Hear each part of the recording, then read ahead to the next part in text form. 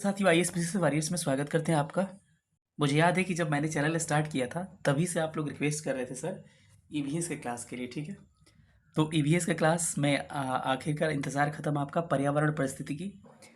EVS का class में बोला था कि 10 तारीख को आएगा और पता नहीं कैसे मैं बोला था 10 तारीख ही डेट आ गया। इसी को कहते हैं संयोग। इसीलिए कहते हैं ना कि शिद्दत से चाहोगे तो कायनात मिलाने में लग जाती है बार बार। इसीलिए मैं कहता हूँ 10 तारीख मेरा प्री प्लान नहीं था, लेकिन 10 तारीख एस्टिमेट आइडिया बोला था और 10 को ही आ पा रहा है। देखिए ऐसा संजोग है, आने वाला 9 को था लेकिन 10 को आ रहा है।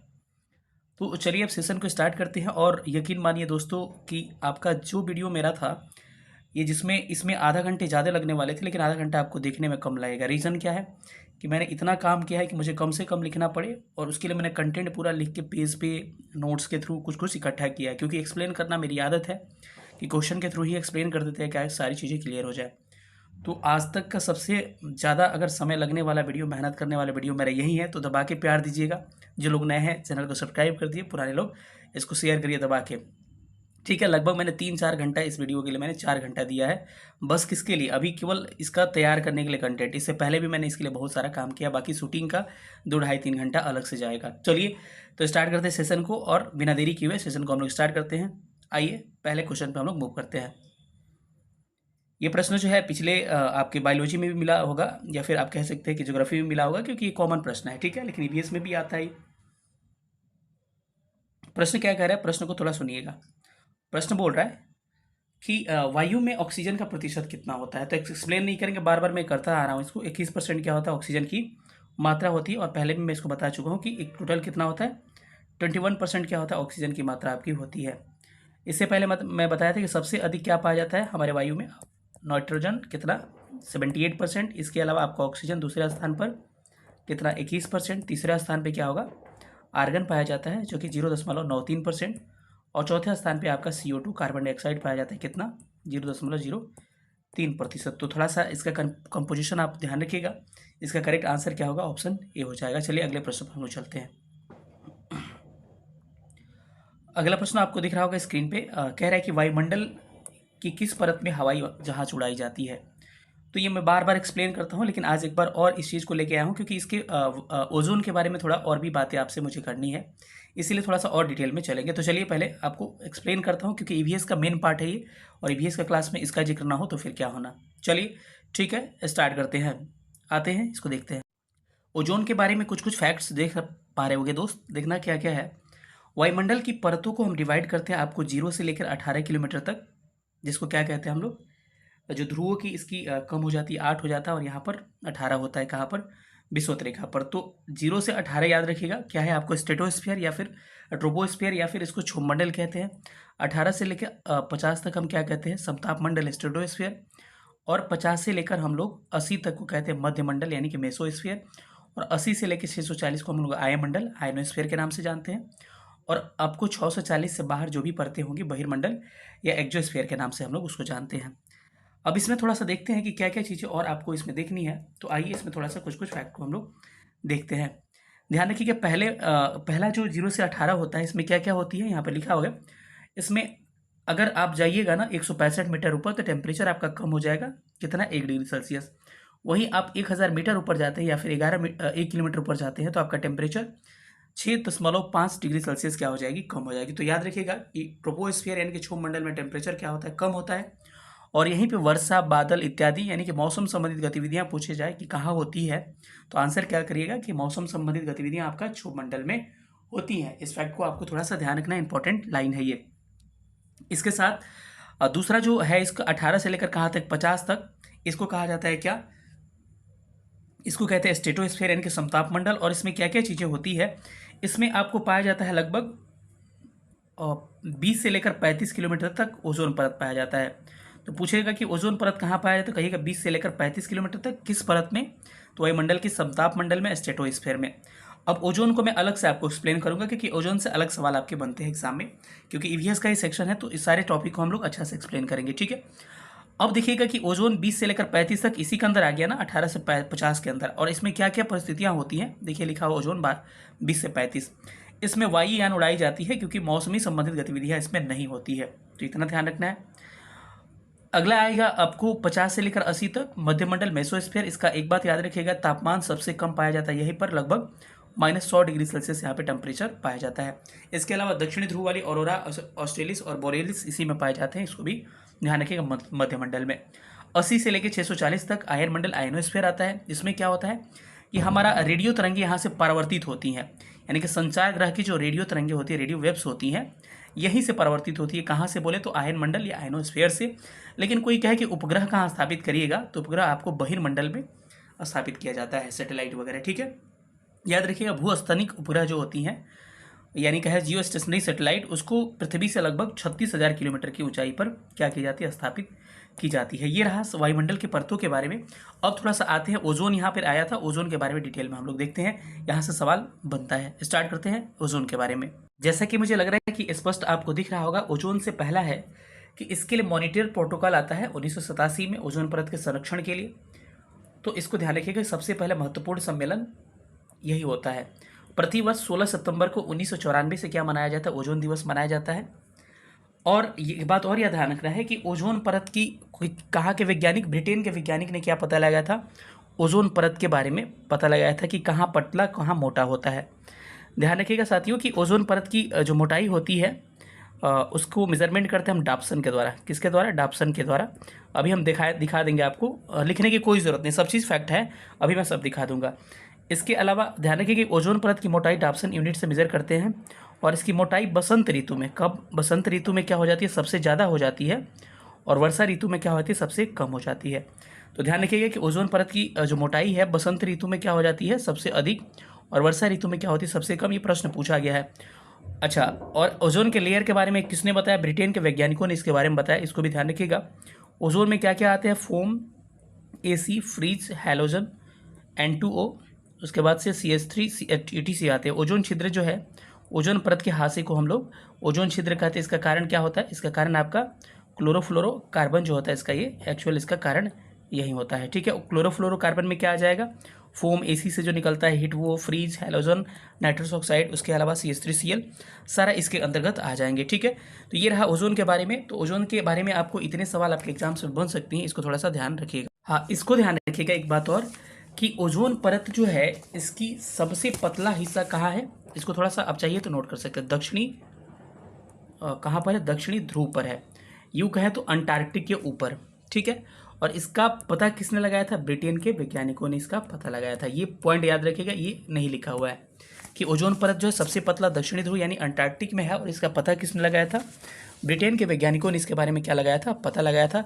तो ओजोन परत के बारे में इतने आपके प्रश्न बन सकते हैं। आइए हम लोग थोड़ा सा अब आगे बढ़ते हैं अगले क्वेश्चन। अब थोड़ा सा क्वेश्चन के बारे में बात कर लेते हैं। तो वायुमंडल की परत जो है आपको कहाँ पाई जाती है, आपको वायुमंडल की किस परत में हवाई जहाज उड़ाई जाती है, तो जहाँ मौसम संबंधित परिस्थितियाँ नहीं होगी, यानी कि समताप मंडल में ही हवाई जहाज उड़ाते हैं। मध्यमंडल में टेम्परेचर सबसे कम, लगभग -100 डिग्री सेल्सियस टेम्परेचर होता है। वही आपको क्षोभ मंडल में क्या होता है, क्षोभ मंडल में आपका टेम्परेचर क्या होता है, आपका सबसे टेम्परेचर नहीं, क्षोभ मंडल में क्या होता है, टेम्परेचर गिरता है कितना, यूँ कहे तो 165 मीटर नीचे जाने के बाद, ऊपर जाने के बाद से टेम्परेचर 1 डिग्री सेल्सियस, और 1 किलोमीटर ऊपर जाने के बाद या 1000 मीटर ऊपर जाने के बाद से टेम्परेचर लगभग 6.5 डिग्री सेल्सियस का हो जाता है, गिर जाता है। थोड़ा सा ये सारे फैक्ट को आप ध्यान रखिए। चलिए अगले क्वेश्चन पर चलते हैं। प्रश्न कह रहे हैं कि पर्यावरण के लिए सबसे अधिक खतरा क्या है, जनसंख्या का वृद्धि क्या है, पर्यावरण के लिए सबसे अधिक खतरा है। थोड़ा सा नेक्स्ट क्वेश्चन पर आते हैं। अगला प्रश्न कह रहा है कि ऊर्जा का गैर परंपरागत स्रोत जो है क्या है। तो ध्यान रखिए, गैर परंपरागत स्रोत वही होता है ऊर्जा का जिससे क्या होता है, आपको प्रदूषण कम फैलता है। जैसे कि आप कह सकते हैं कि सौर ऊर्जा, बायोगैस ऊर्जा, परमाणु ऊर्जा, भूतापीय जियोथर्मल एनर्जी, ये सब क्या है, ये गैर ऊर्जा के पारंपरिक स्रोत है, यानी ट्रेडिशनल, नॉन ट्रेडिशनल है। वही ट्रेडिशनल क्या हो जाएगा, कोयला हो गया, लकड़ी हो गया, पेट्रोल, ये सब ट्रेडिशनल में आता है, ठीक है। अब भूतापीय ऊर्जा का क्षेत्र याद रखिएगा, पर्वतीय घाटी जो है, पर्वतीय घाटी और एक मणिकर्णिका, ये दोनों कहाँ है, हिमाचल प्रदेश में है। वही बात किया जाए आपको लद्दाख में, तो लद्दाख में एक जगह है जिसका नाम है क्या, पूगा घाटी। कौन सा घाटी, पूगा घाटी कहाँ है, पूगा घाटी आपको लद्दाख में स्थित है। चलिए अगले क्वेश्चन पे हम लोग मूव करते हैं। इसका प्रश्न का आंसर क्या हो जाएगा, उपयुक्त में से एक से अधिक क्या है, नॉन ट्रेडिशनल क्या है, स्रोत है ऊर्जा के। अगले प्रश्न पर हम लोग आते हैं। अगला प्रश्न कह रहा है आपको कि निम्नलिखित में से किस प्रकार के प्रदूषण से पीलिया रोग होता है। तो आपको पता है कि जलीय प्रदूषण से क्या होता है, पीलिया रोग होता है। और जल के प्रदूषण से होने वाले विकार को मैं आपको पिछले वीडियो में भी बता चुका हूँ कि जल जनित रोग कौन से हो जाएंगे, हैजा हो गया, उसके बाद से क्या हो जाएगा, टाइफाइड हो गया, उसके बाद से क्या होगा, पीलिया हो गया, और पीलिया के बाद से जॉन्डिस हो गया। जॉन्डिस को ही हम लोग क्या कहते हैं, जॉन्डिस को ही हम लोग कमला रोग भी कहते हैं। याद रखिए ये सारे क्या है, जल जनित रोग हैं, तो इसको आप याद रख सकते हैं। तो ऑप्शन क्या होगा, जल से होने वाली बीमारी है। इसके बाद से भी कुछ बीमारियां पूछी जाती है, चलिए उसको देख लेते हैं, ठीक है। एक बात और ध्यान रखना है, आपको ध्यान ये रखना है कि इसमें आपके टीआरई के तो प्रश्न है ही, लेकिन मुझे लगा कि टीआरई सफिशिएंट नहीं लगा, तो पीसीएस का प्रश्न रिपीट कर रहा है खूब आपके ईवीएस में।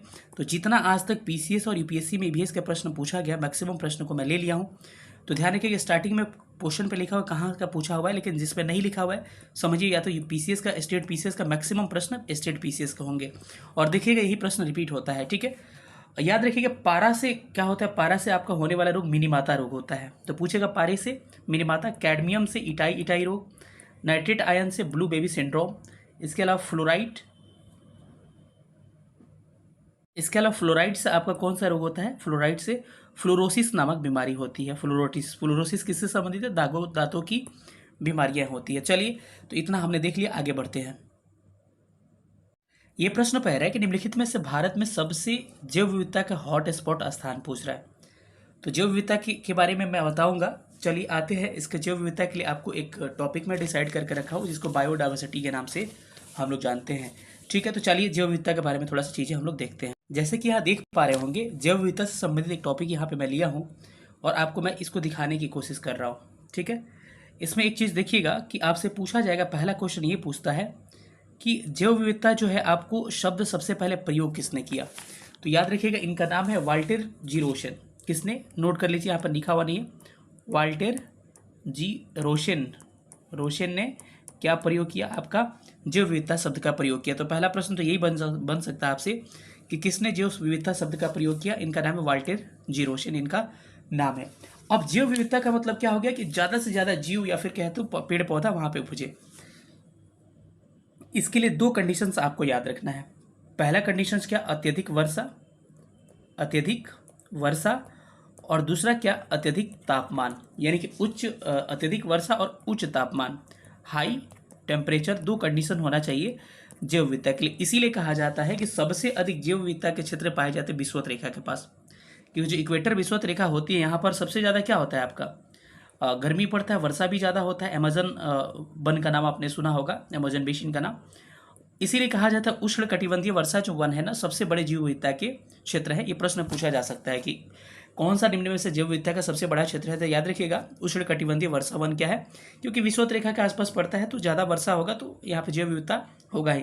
तो जैव विविधता के लिए दो कंडीशन याद रखना है कि अत्यधिक वर्षा और अत्यधिक उच्च तापमान, ये क्या है, जैव विविधता के लिए कंडीशन आपके हैं। और ये कहाँ पाया जाएगा, विषुवत रेखा के आसपास ये पाए जाते हैं। याद रखना साथियों कि विषुवत रेखा से चाहे ऊपर जाइए चाहे विषुवत रेखा से नीचे जाइए, जैव विविधता घटेगी। तो सवाल ये पूछेगा कि सबसे अधिक जैव विविधता कहाँ, सबसे हाई जैव विविधता आपको विषुवत रेखा पर, कहेगा विषुवत रेखा से ऊपर जाइए या फिर नीचे जाइए, क्या जैव विविधता घटेगी या बढ़ेगी। तो याद रखिएगा कि ऊपर जाइए चाहे नीचे जाइए क्या होगा, घटेगा ही, ठीक है। लेकिन विषुवत रेखा के पास सबसे ज़्यादा, क्योंकि अक्षांश बढ़ेगा तो वर्षा की मात्रा घटती है, तो जैव विविधता कम हो जाएगा, गर्मी भी कम हो जाएगा, तो ठीक है। तो इसको ध्यान रखिएगा। इसके अलावा पूछता है कि जैव विविधता के क्षेत्र, पूछता है आपसे कि कौन कौन से जैव विविधता के क्षेत्र पाए जाते हैं। तो मैं आपको नाम लिख दे रहा हूँ, उसका नाम याद रखिएगा। और इसी को मैं रिवीजन पिछली बार करा रहा था, तो कई लोगों को लगता है सर क्या करा रहे हैं, हम सिला के बोल रहे थे प्रश्न आने वाला एग्जाम में, और आ ही गया टीआरई 3 वाले में। ये क्या है आपका, ध्यान क्या रखना है आपको कि पश्चिमी घाट कौन सा, ये कौन सी घाट है, ये पश्चिमी घाट है, वेस्टर्न घाट है। तो पहला याद रखिए पश्चिमी घाट, यानी पश्चिमी घाट ये वाला, और पूर्वी हिमालय, पश्चिमी घाट ये वाला और पूर्वी हिमालय। तो पश्चिमी घाट पूर्वी हिमालय, एक इधर और एक इधर, यानी कि पूर्वी हिमालय नहीं, पश्चिमी हिमालय भी बोल दे, अब पूर्वी घाट कहते नहीं, पश्चिमी घाट पूर्वी हिमालय। इसके अलावा लक्षद्वीप, ये वाला लक्षद्वीप, और इधर अंडमान निकोबार, ये क्या है, जैव विविधता के क्षेत्र हैं। केरल का शांत घाटी जो पड़ता है, कहाँ पे पड़ता है आपका, यहाँ पर पड़ता है नीलगिरी के क्षेत्र में, ये भी क्या है, जैव विविधता का क्षेत्र है। क्या क्या देखना आपने, पश्चिमी घाट, पूर्वी हिमालय, लक्षद्वीप, अंडमान निकोबार, केरल का शांत घाटी, ये सारे क्या है, जैव विविधता के क्षेत्र है।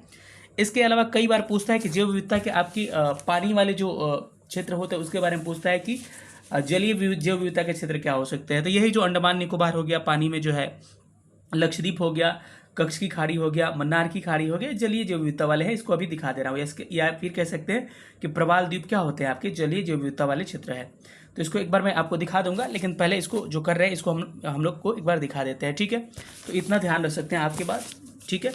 इसके बाद आपसे पूछा जा सकता है जैव विविधता के लिए जैव विविधता दिवस कब मनाया, तो 22 मई को। अलग से मैं सारा दिवस लिखा हूँ, उसमें आपको आ जाएगा, लिखने की जरूरत नहीं है। इसके अलावा जैव विविधता अधिनियम आया था 2002 में, तो इसको भी अलग से अधिनियम में लिखवा दिया हूँ मैं, ईवीएस में ही आएंगे, हम लोग देख लेंगे आगे चल के, ठीक है। इसके अलावा जैव विविधता दशक मनाया गया, कौन सा दशक भाई, 2011 से लेकर 2020 तक के दशक को हम लोग जैव विविधता दशक के नाम से जानते हैं। अच्छा, अब एक सबसे बड़ा सवाल आता है कि जैव विविधता के लिए सबसे बड़ा खतरा क्या है, संकट क्या है। तो जैसे कहूंगा वैसे आपको बिल्कुल ध्यान रखना, ऐसे ही प्रश्न आएंगे एग्जाम में। देखिए यहाँ पर जैव विविधता के लिए सबसे बड़ा खतरा क्या है आपका, जैव विविधता के लिए संकट क्या होगा, मतलब कि भाई प्राकृतिक आवास का नष्ट होना, या प्राकृतिक छूट गया है, प्राकृतिक आवास जब नष्ट हो जाएगा ना, यानी रहने का जगह ही नहीं रहेगा, तो जीव खत्म नहीं हो जाएंगे। एकदम जितना कहूँ उतना ध्यान रखें। तो पूछेगा जब कि जैव विविधता के हाथ से होने के कारण सबसे बड़ा कारण क्या, तो प्राकृतिक आवास का नष्ट होना। इसके अलावा पूछे नॉर्मल, तो ऐसे पूछे जैव विविधता के कारण क्या हो सकते हैं हास्य के, तो सब ऑप्शन हो जाएंगे उपयुक्त में से एक से अधिक। आवास का नष्ट होना, उसके बाद से ग्लोबल वार्मिंग दूसरा है, तीसरा क्या है विदेशी प्रजाति का नष्ट होना, और चौथा क्या है आपका नगरीकरण, औद्योगिकरण, ईटीसी, ये क्या हो गया चौथा।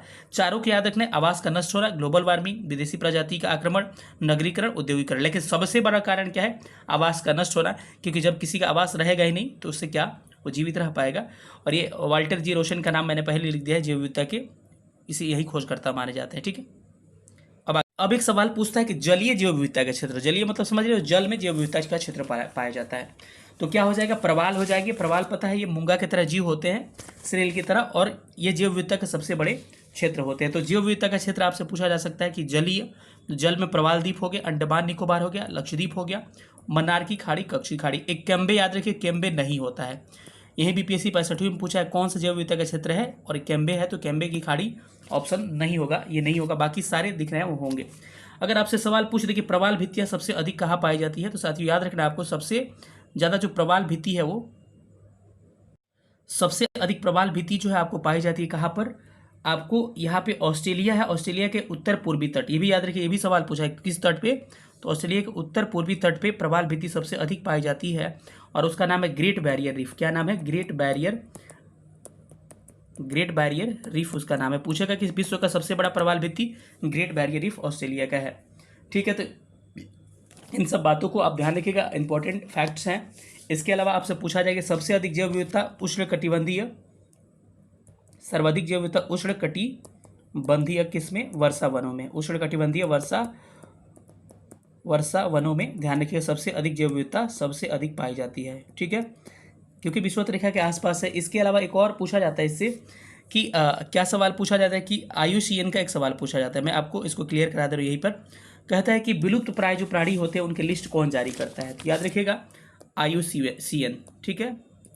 IUCN जो है इसका फुल फॉर्म होता है international union of conservation of nature, इसके द्वारा रेड डाटा बुक लिस्ट जारी किया जाता है। तो पूछेगा कि किस संस्था के द्वारा रेड डाटा बुक लिस्ट जारी किया जाता है, रेड डाटा लिस्ट जारी किया जाता है, तो कहिएगा कि IUCN के द्वारा, यानी कि international union of conservation of nature के द्वारा। और ये क्या करता है, किसका लिस्ट जारी करता है, ये भी पूछता है, तो याद रखिएगा संकट या फिर विलुप्त प्राय प्राणी, संकटग्रस्त या फिर विलुप्त प्राय जो प्राणी होते हैं, लगता है कि ये अपने क्या होते हैं, अपने खत्म होने के कगार पे है, तो उनके लिए लिस्ट जारी किया जाता है, किसके द्वारा, IUCN के द्वारा।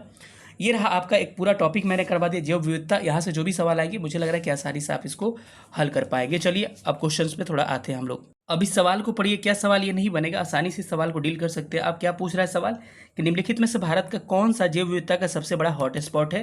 तो ध्यान रखिएगा जैव विविधता का सबसे बड़ा हॉट स्पॉट आपको दिख रहा होगा कि मैंने कहा था क्या, पश्चिमी घाट, पूर्वी हिमालय, लक्षद्वीप, अंडमान निकोबार, केरल का यहाँ पर शांत घाटी, इसके अलावा प्रवाल भित्ति वगैरह, ठीक है। तो इसमें आपको पश्चिमी घाट हो सकता है, ऑप्शन बस एक ही है।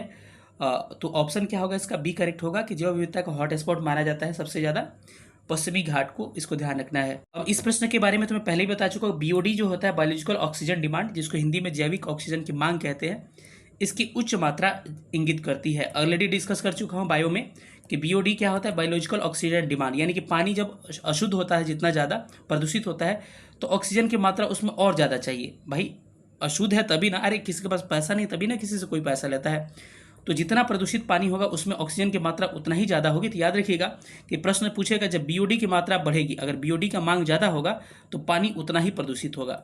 तो जो प्रश्न पूछा, जितना BOD कम की मांग कम होगी ऑक्सीजन की, उतना ही पानी क्या होगा, साफ होगा, स्वच्छ होगा, ठीक है। तो क्या प्रश्न बोला है कि पीओडी की उच्च मांग इंगित करती है किसको? पानी में सूक्ष्म जीवों की वजह से कार्बनिक पदार्थों के उपयोग। बिल्कुल नहीं, ये इनकरेक्ट हो जाएगा। क्या है कि पानी बहुत प्रदूषित है, बिल्कुल सही है कि उच्च मात्रा कह रहा है ना, अगर कम मात्रा का था तो पानी कम प्रदूषित है, ये वाला होता है। ठीक है, तो ऑप्शन इसका बी करेक्ट होने वाला है। अगले प्रश्न पर चलते हैं। अगला प्रश्न कह रहा है कि मल के द्वारा प्रदूषित पानी में मछलियों की मृत्यु हो जाती है, इसका कारण क्या है आपके?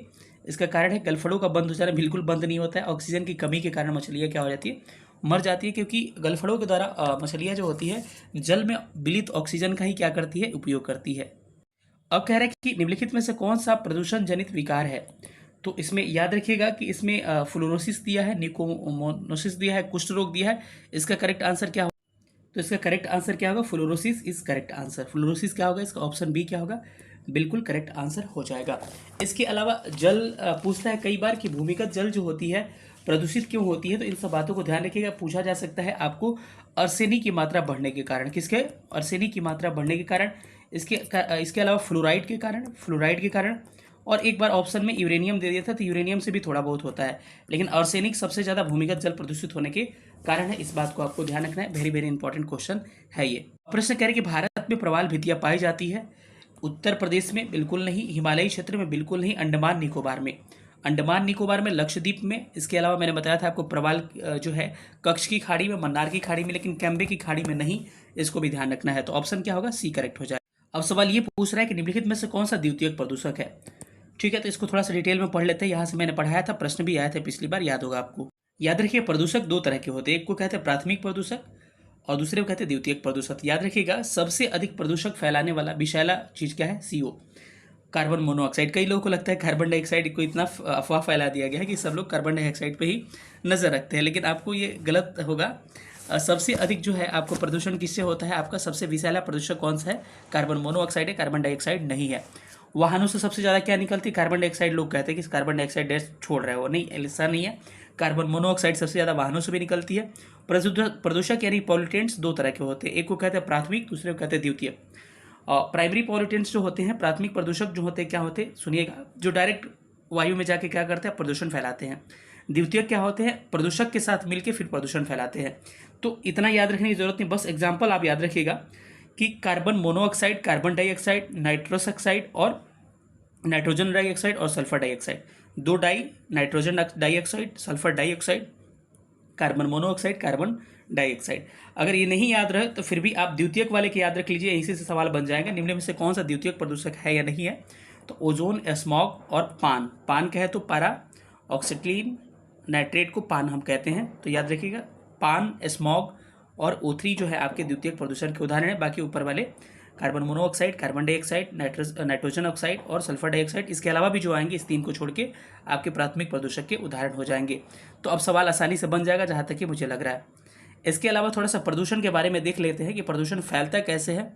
थोड़ा सा कितने तरह के प्रदूषण होते हैं आपको मैं इसको दिखा रहा हूँ। अगर प्रदूषण का सबसे अच्छा डेफिनेशन समझे तो देखिए, किसी भी चीज़ में जिसका कंपोजिशन वास्तविक होता है उसमें कुछ अवांछित पदार्थ यानी कि एक्स्ट्रा पदार्थ मिल जाने के कारण उसको प्रदूषण की घटना कहते हैं। तो यहाँ लिखा हुआ है कि पर्यावरण के विभिन्न तत्वों जैसे कि वायु, जल, मृदा आदि में अवांछित तत्वों के मिल जाने के कारण प्रदूषण होता है। अगर आपको हवा में मिला तो वायु प्रदूषण, अगर वो जल में मिला तो जल प्रदूषण, तो ये हो जाएंगे। ठीक है, वायु प्रदूषण के कारण क्या क्या हो जाएंगे? ज्वालामुखी विस्फोट हो जाएगा, सब प्राकृतिक कारण है।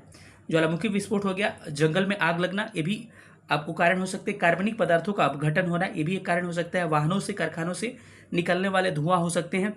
और गैस रिसाव हो सकता है, जैसे मिथाइल आइसोसाइनेट का हुआ था कहाँ पर? भोपाल गैस त्रासदी में। भोपाल गैस त्रासदी कब हुआ था? 2 दिसंबर 1984 को हुआ था, ये डेट याद रखिएगा। सर्वाधिक प्रदूषक कौन सा है? कार्बन मोनोऑक्साइड क्या है? सर्वाधिक प्रदूषक है। थोड़ा सा आप आगे देखते हैं। इसके अलावा एसिड रेन पूछता है कि एसिड रेन क्या होता है, तो याद रखिएगा कि सल्फर डाइऑक्साइड और नाइट्रोजन ऑक्साइड जब ये वातावरण में जाते हैं तो जलवाष्प के साथ मिलकर सल्फर डाइऑक्साइड क्या बना देता है? सल्फ्यूरिक अम्ल H2SO4, और नाइट्रोजन डाइऑक्साइड क्या बनाता है? HNO3 यानी नाइट्रिक अम्ल। इसी को क्या कहते हैं? अम्ल वर्षा, जो सल्फ्यूरिक अम्ल और नाइट्रिक ऑक्साइड अम्ल के रूप में नीचे गिरता है। तो याद रखिएगा कि अम्लीय वर्षा का ये आपका कंपोजिशन है। अगर पूछ दे कि इसमें ज़्यादा कौन होता है, तो सल्फर डाइऑक्साइड क्या है? इसकी मात्रा ज़्यादा होती है। ठीक है, इसको याद नहीं रखना है, इसको थोड़ा सा स्किप करिएगा, इसको हटा दीजिए। ठीक है, पर्यावरण पर भी प्रभाव पड़ता है। अच्छा, उपाय इसको ठीक करने के क्या है? वैकल्पिक ईंधन प्रयोग करेंगे, जैसे कि सौर ऊर्जा, परमाणु ऊर्जा, भूतापीय ऊर्जा, उसके अलावा पवन ऊर्जा, इसका प्रयोग करेंगे। इसके अलावा वायु की गुणवत्ता को क्या करेंगे, सूचकांक जारी करके उसको चेक करेंगे क्या है, उसके लिए उपाय किया जाएगा। BS6 वाहन प्रयोग किया जाता है। भारत स्टेज 6, भारत स्टेज क्या होता है, भारत स्टेज वो होता है कि इंजन बनाते समय हम लोग ध्यान रखते हैं कि कितना प्रदूषण हो रहा है, PM जो है पार्टिकुलेट मैटर जो है कितना निकल रहा है, उसके हिसाब से हम लोग बनाते हैं। इसके बारे में डिटेल में हम लोग नहीं जानेंगे अभी, ठीक है। लाइकेन द्वारा हम क्या करते हैं, प्रदूषण को चेक करते हैं, इसको भी याद रखिएगा। जल प्रदूषण कितने तरह के, भूमिगत जल जो होते हैं आर्सेनिक के कारण क्या होते हैं, प्रदूषित होते हैं, इस बात को भी ध्यान रखना है। और O2 की मात्रा में कमी क्या है, डायरेक्ट लिखा हुआ है, देखिए O2 की मात्रा में जब कमी होगी तो बायोलॉजिकल ऑक्सीजन डिमांड इसको कहा जाता है। प्रदूषण के प्रभाव आपको देखने को क्या क्या मिल सकते हैं, थोड़ा सा इसको एक बार देख लीजिएगा। यहाँ पर लिखा हुआ कि प्रदूषण के थोड़ा सा प्रभाव आपको देखने को मिलते हैं। प्रदूषण का प्रभाव क्या क्या हो सकता है, देखिए इसको लिखा हुआ है कि हैजा, पीलिया रोग, टाइफाइड रोग आपके हो जाते हैं। जल का अपव्यय, बर्बादी होता है। इसके अलावा पीने के जल प्रदूषित होता है, किससे, आर्सेनिक से, फ्लोराइड से और यूरेनियम से, ऑलरेडी मैं आपको बता चुका हूँ। थोड़ा सा अब और आगे बढ़ते हैं, थोड़ा सा और आगे ये तो अभी आपको मैंने रिवीजन कराया क्या कि आपको पारा से मिनीमाता रोग होता है, कैडमियम से इटाई बीमारी होती है, नाइट्रेट वाला ब्लू बेबी सिंड्रोम, फ्लोराइड से फ्लोरोसिस दांतों की बीमारियां होती है। तब इस प्रश्न को हम लोग करने आते थे, कह रहे हैं निम्न में से कौन सा द्वितीयक प्रदूषक है। तो इसमें आइएगा तो आपको पता होना चाहिए कार्बन मोनोऑक्साइड, कार्बन डाइऑक्साइड, इस सारा क्या है, प्राथमिक प्रदूषक है, सल्फर डाइऑक्साइड, नाइट्रोजन ऑक्साइड। लेकिन द्वितीयक प्रदूषक में क्या आता है, स्मॉग आता है, स्मॉग के अलावा पान आता है, पान के अलावा आप समझ सकते हैं यही सब चीज़ें आती है। तो थोड़ा सा ध्यान रखिएगा। तो उपयुक्त में से कोई ऑप्शन क्या है, द्वितीयक प्रदूषक नहीं है, तो ऑप्शन इसका ई करेक्ट हो जाएगा। और TRE 3 का प्रश्न है। अब प्रश्न कह रहा है कि निम्नलिखित में से कौन सा अजीवीय कारक है। देखिए दो तरह के कारक होते हैं, एक को कहते हैं अजीवीय कारक, दूसरे को कहते हैं जीवीय कारक। तो इसमें हम लोग कह रहे हैं कि कौन सा अजीवीय, अजीव मतलब कि जिसमें जीव नहीं है, एबायोटिक, बायोटिक एबायोटिक होता है। तो बायोटिक जिसमें जीव है, एबायोटिक जिसमें जीव नहीं है। तो इसमें से कह रहे हैं निम्नलिखित में से कौन सा अजीवीय कारक है जिसमें जीव नहीं है। जंतु में जीव होता है, और ये कह रहा है अजीवीय कारक। तो आर्द्रता हो गया, उन्नतांश हो गया, तो ये इसमें आप जाइएगा तो जंतु जो है जीवीय कारक है, जैविक है, लेकिन आर्द्रता उन्नतांश उपयुक्त में से क्या हो जाएगा आपका, उपयुक्त में से कौन नहीं है, कह रहा है कि अजीवीय कारक नहीं है। अजीवीय कारक नहीं है तो क्या पूछ रहा है कि जीवीय कारक पूछ रहा है ना, तो जीवीय कारक क्या हो जाएगा आपका, जंतु हो जाएगा, ठीक है। क्योंकि अजीवीय नहीं है, जीवीय कहता तो जीवी आपका जंतु होता, लेकिन कह रहा है अजीवीय नहीं है, तो अजीवीय नहीं हो तो क्या होगा, जंतु इसका करेक्ट आंसर हो जाएगा। अब आते हैं हम लोग जीवीय अजीवीय कारक जो होते हैं क्या होते हैं, इसको डिटेल में देखते हैं थोड़ा सा। अब आते हैं तो पूरा वातावरण में हम लोग दो तरह के घटक होते हैं, कंपोनेंट्स होते हैं। एक को कहते हैं जैविक जिसको बायोटिक कहा जाता है, एक को कहते हैं अजैविक जिसको एबायोटिक कहा जाता है। जिसमें जीव होगा जैविक कारक होगा, जैसे कि पौधा, जंतु, पशु। देखिए इसी में से लड़ गया ना, पौधा जंतु ऑप्शन में था, तो ये जैविक कारक है। अजैविक कारक क्या होता है, जिसमें जीव नहीं होता, जिसको इंग्लिश में एबायोटिक कहा जाता है, ठीक है। इसमें मृदा होता है, जल होता है, इसके अलावा जो भी दे दे, आर्द्रता, उन्नतांश, जिसमें जीव नहीं होता सब हो जाएगा। तो जरूरी नहीं जो लिखा होगा यही होगा, लेकिन जीव वाला याद रखिए क्या क्या इसमें हो सकता है। अब थोड़ा सा इसमें और आगे हम लोग बढ़ते हैं अगर, तो देखते हैं। अब इसका एक और क्लासिफिकेशन करते हैं। एक इसमें संगठक में कंपोनेंट्स में आपका प्राकृतिक हो जाता है, एक कृत्रिम हो जाता है। जो आपको प्रकृति द्वारा दी गई है वो प्राकृतिक होगा, जो हम लोग बनाएंगे वो कृत्रिम होगा। इसको ध्यान से याद रखिए, यहाँ से सवाल 101% आने की संभावना है। याद रखिए प्राकृतिक क्या होता है, घास का मैदान, जल, वर्षा, वन, ये सब क्या है, वन जो है क्या है, प्राकृतिक है, लेकिन बागीचा हम लोग लगाते हैं तो प्राकृतिक नहीं, कृत्रिम है। याद रखिएगा घास जो है ये प्राकृतिक है, लेकिन धान हम लोग लगाते हैं, धान का खेत, ये क्या है आपका। तो इस सब बातों को आप याद रखिए। इसके अलावा जल हो गया, घास का मैदान, तो थोड़ा सा एग्जाम्पल याद रखिए, यहाँ से सवाल बनते हैं आपके, ठीक। अब आपके एग्जाम में कुछ अधिनियम भी पूछे जा सकते हैं, जैसे कि सबसे पहले याद रखिए जलवायु परिवर्तन पर भारत की प्रथम राष्ट्रीय कार्य योजना कब आई थी, 2008 में।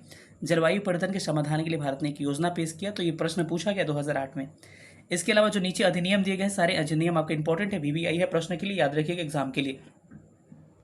वन्यजीव संरक्षण अधिनियम कब आया था, 1972 में आया था, ऐसे ही सवाल आएगा। पूछेगा वन संरक्षण अधिनियम कब आया था, ये वन्य जीव है, ये वन संरक्षण अधिनियम 1980 में आया था। पर्यावरण संरक्षण अधिनियम जो है 1986 में आया था। राष्ट्रीय वन नीति 1952 में आया था। इसके तहत कहा गया कि 33% क्षेत्रफल पर वन रखने का प्रावधान किया गया। इसका संशोधन 1988 में किया जाता है। आगे हम वन नीति के बारे में बात करेंगे। जैव विविधता संरक्षण अधिनियम 2002 में आता है, और राष्ट्रीय जल नीति 2002 में आता है। राष्ट्रीय पर्यावरण नीति जो है ये भी कब आता है, 2004 में ये आता है। चलिए साथियों, अब याद रखिएगा कि कुछ अधिनियम्स आपको दिए गए हैं, इसमें अधिनियम को बारे में थोड़ा सा याद करते हैं। जैसे कि आपसे पूछा जाएगा, एक बार और रिपीट कर देता हूँ, मैं कंफ्यूज हो चुका हूँ कि पता नहीं पीछे का सूट हुआ है कि नहीं, तो एक बार रिपीट कर देता हूँ। अगर आपको नहीं सूट रिपीट भी हो जाए तो कोई फर्क नहीं पड़ता है। क्या है कि वन संरक्षण अधिनियम 1972 में आया था, वन्यजीव संरक्षण 1972 में, वन संरक्षण अधिनियम 1980 में। इसके अलावा ध्यान रखिएगा पर्यावरण संरक्षण अधिनियम 1986 में, राष्ट्रीय वन नीति 1952 में 33% जो है वनों को प्रावधान किया गया। संशोधन इसका 1988 में किया जाता है। जैव विविधता संरक्षण अधिनियम 2002 में, राष्ट्रीय जल नीति 2002 में, इसके अलावा पर्यावरण नीति जो है 2004 में लाया गया। इसके अलावा जलवायु परिवर्तन पर राष्ट्रीय भारत की कार्य योजना 2008 में आती है, इसको भी आप ध्यान रख सकते हैं। आगे थोड़ा सा हम लोग बढ़ते हैं। इसके अलावा आगे बढ़े तो एक प्रश्न पूछा जाता है कि जल प्रदूषण निवारण नियंत्रण अधिनियम कब आया था, तो पूछे कब आया था, तो 1974 ऑप्शन होगा, 81 होगा, तो आप टिक करेंगे 1974 में। पहले जल आया तब क्या आया, वायु आया, ऐसे याद रख सकते हैं। वायु प्रदूषण नियंत्रण अधिनियम, पहले जो आता है ना फिर वो आता है। वायु प्रदूषण नियंत्रण अधिनियम कब आया था, 1981 में आया था, इसको भी आप ध्यान रख सकते हैं। इसके अलावा एक संस्था है NGT, NGT very very important संस्था है, इसको आप देख सकते हैं कि जल वाला तो आपने देख लिया, जल प्रदूषण निवारण अधिनियम 1974 में, वायु वाला 1981 में आया था।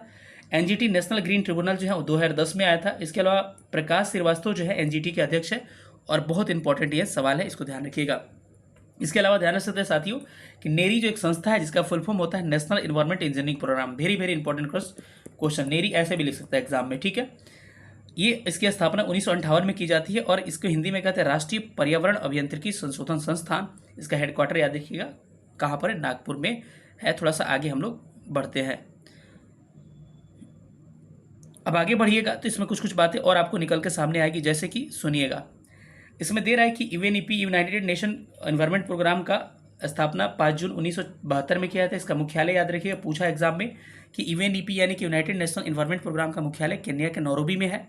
इसके अलावा कार्टेजना प्रोटोकॉल का संबंध किससे, जैव सुरक्षा समझौता से है, इसको भी याद रखिएगा, इंपॉर्टेंट सवाल ये भी है, ठीक है। इसके अलावा पूछा जा सकता है WWF आपके एग्जाम में पूछा गया है कि वर्ल्ड वाइड फंड जो है, फंड फॉर नेचर, इसका हेडक्वार्टर का है ग्लैड, स्विट्जरलैंड में अवस्थित है। स्विट्जरलैंड ऑप्शन में था, तो इसको आप ध्यान रख सकते हैं। इसके अलावा कुछ दिवस को हम लोग देख लेते हैं कि दिवस कुछ मनाया जाता है, देखते हैं क्या क्या है। मत समझिए कि दिवस है ये, ठीक है। ये क्या है, पर्यावरण से संबंधित दिवस है, कि जैसे आर्द्र भूमि दिवस 2 फरवरी को, विश्व वन्य जीव दिवस 3 मार्च को, विश्व वन दिवस 21 मार्च को, विश्व जल दिवस 22 मार्च को, विश्व पृथ्वी दिवस 22 अप्रैल को, जैव विविधता दिवस 22 मई को, विश्व पर्यावरण दिवस 5 जून को, सबको पता ही होगा। टाइगर डे 29 जुलाई को, प्राकृतिक संरक्षण दिवस 28 जुलाई को। तो थोड़ा सा ऐसे ही आप सबको ध्यान रखिएगा।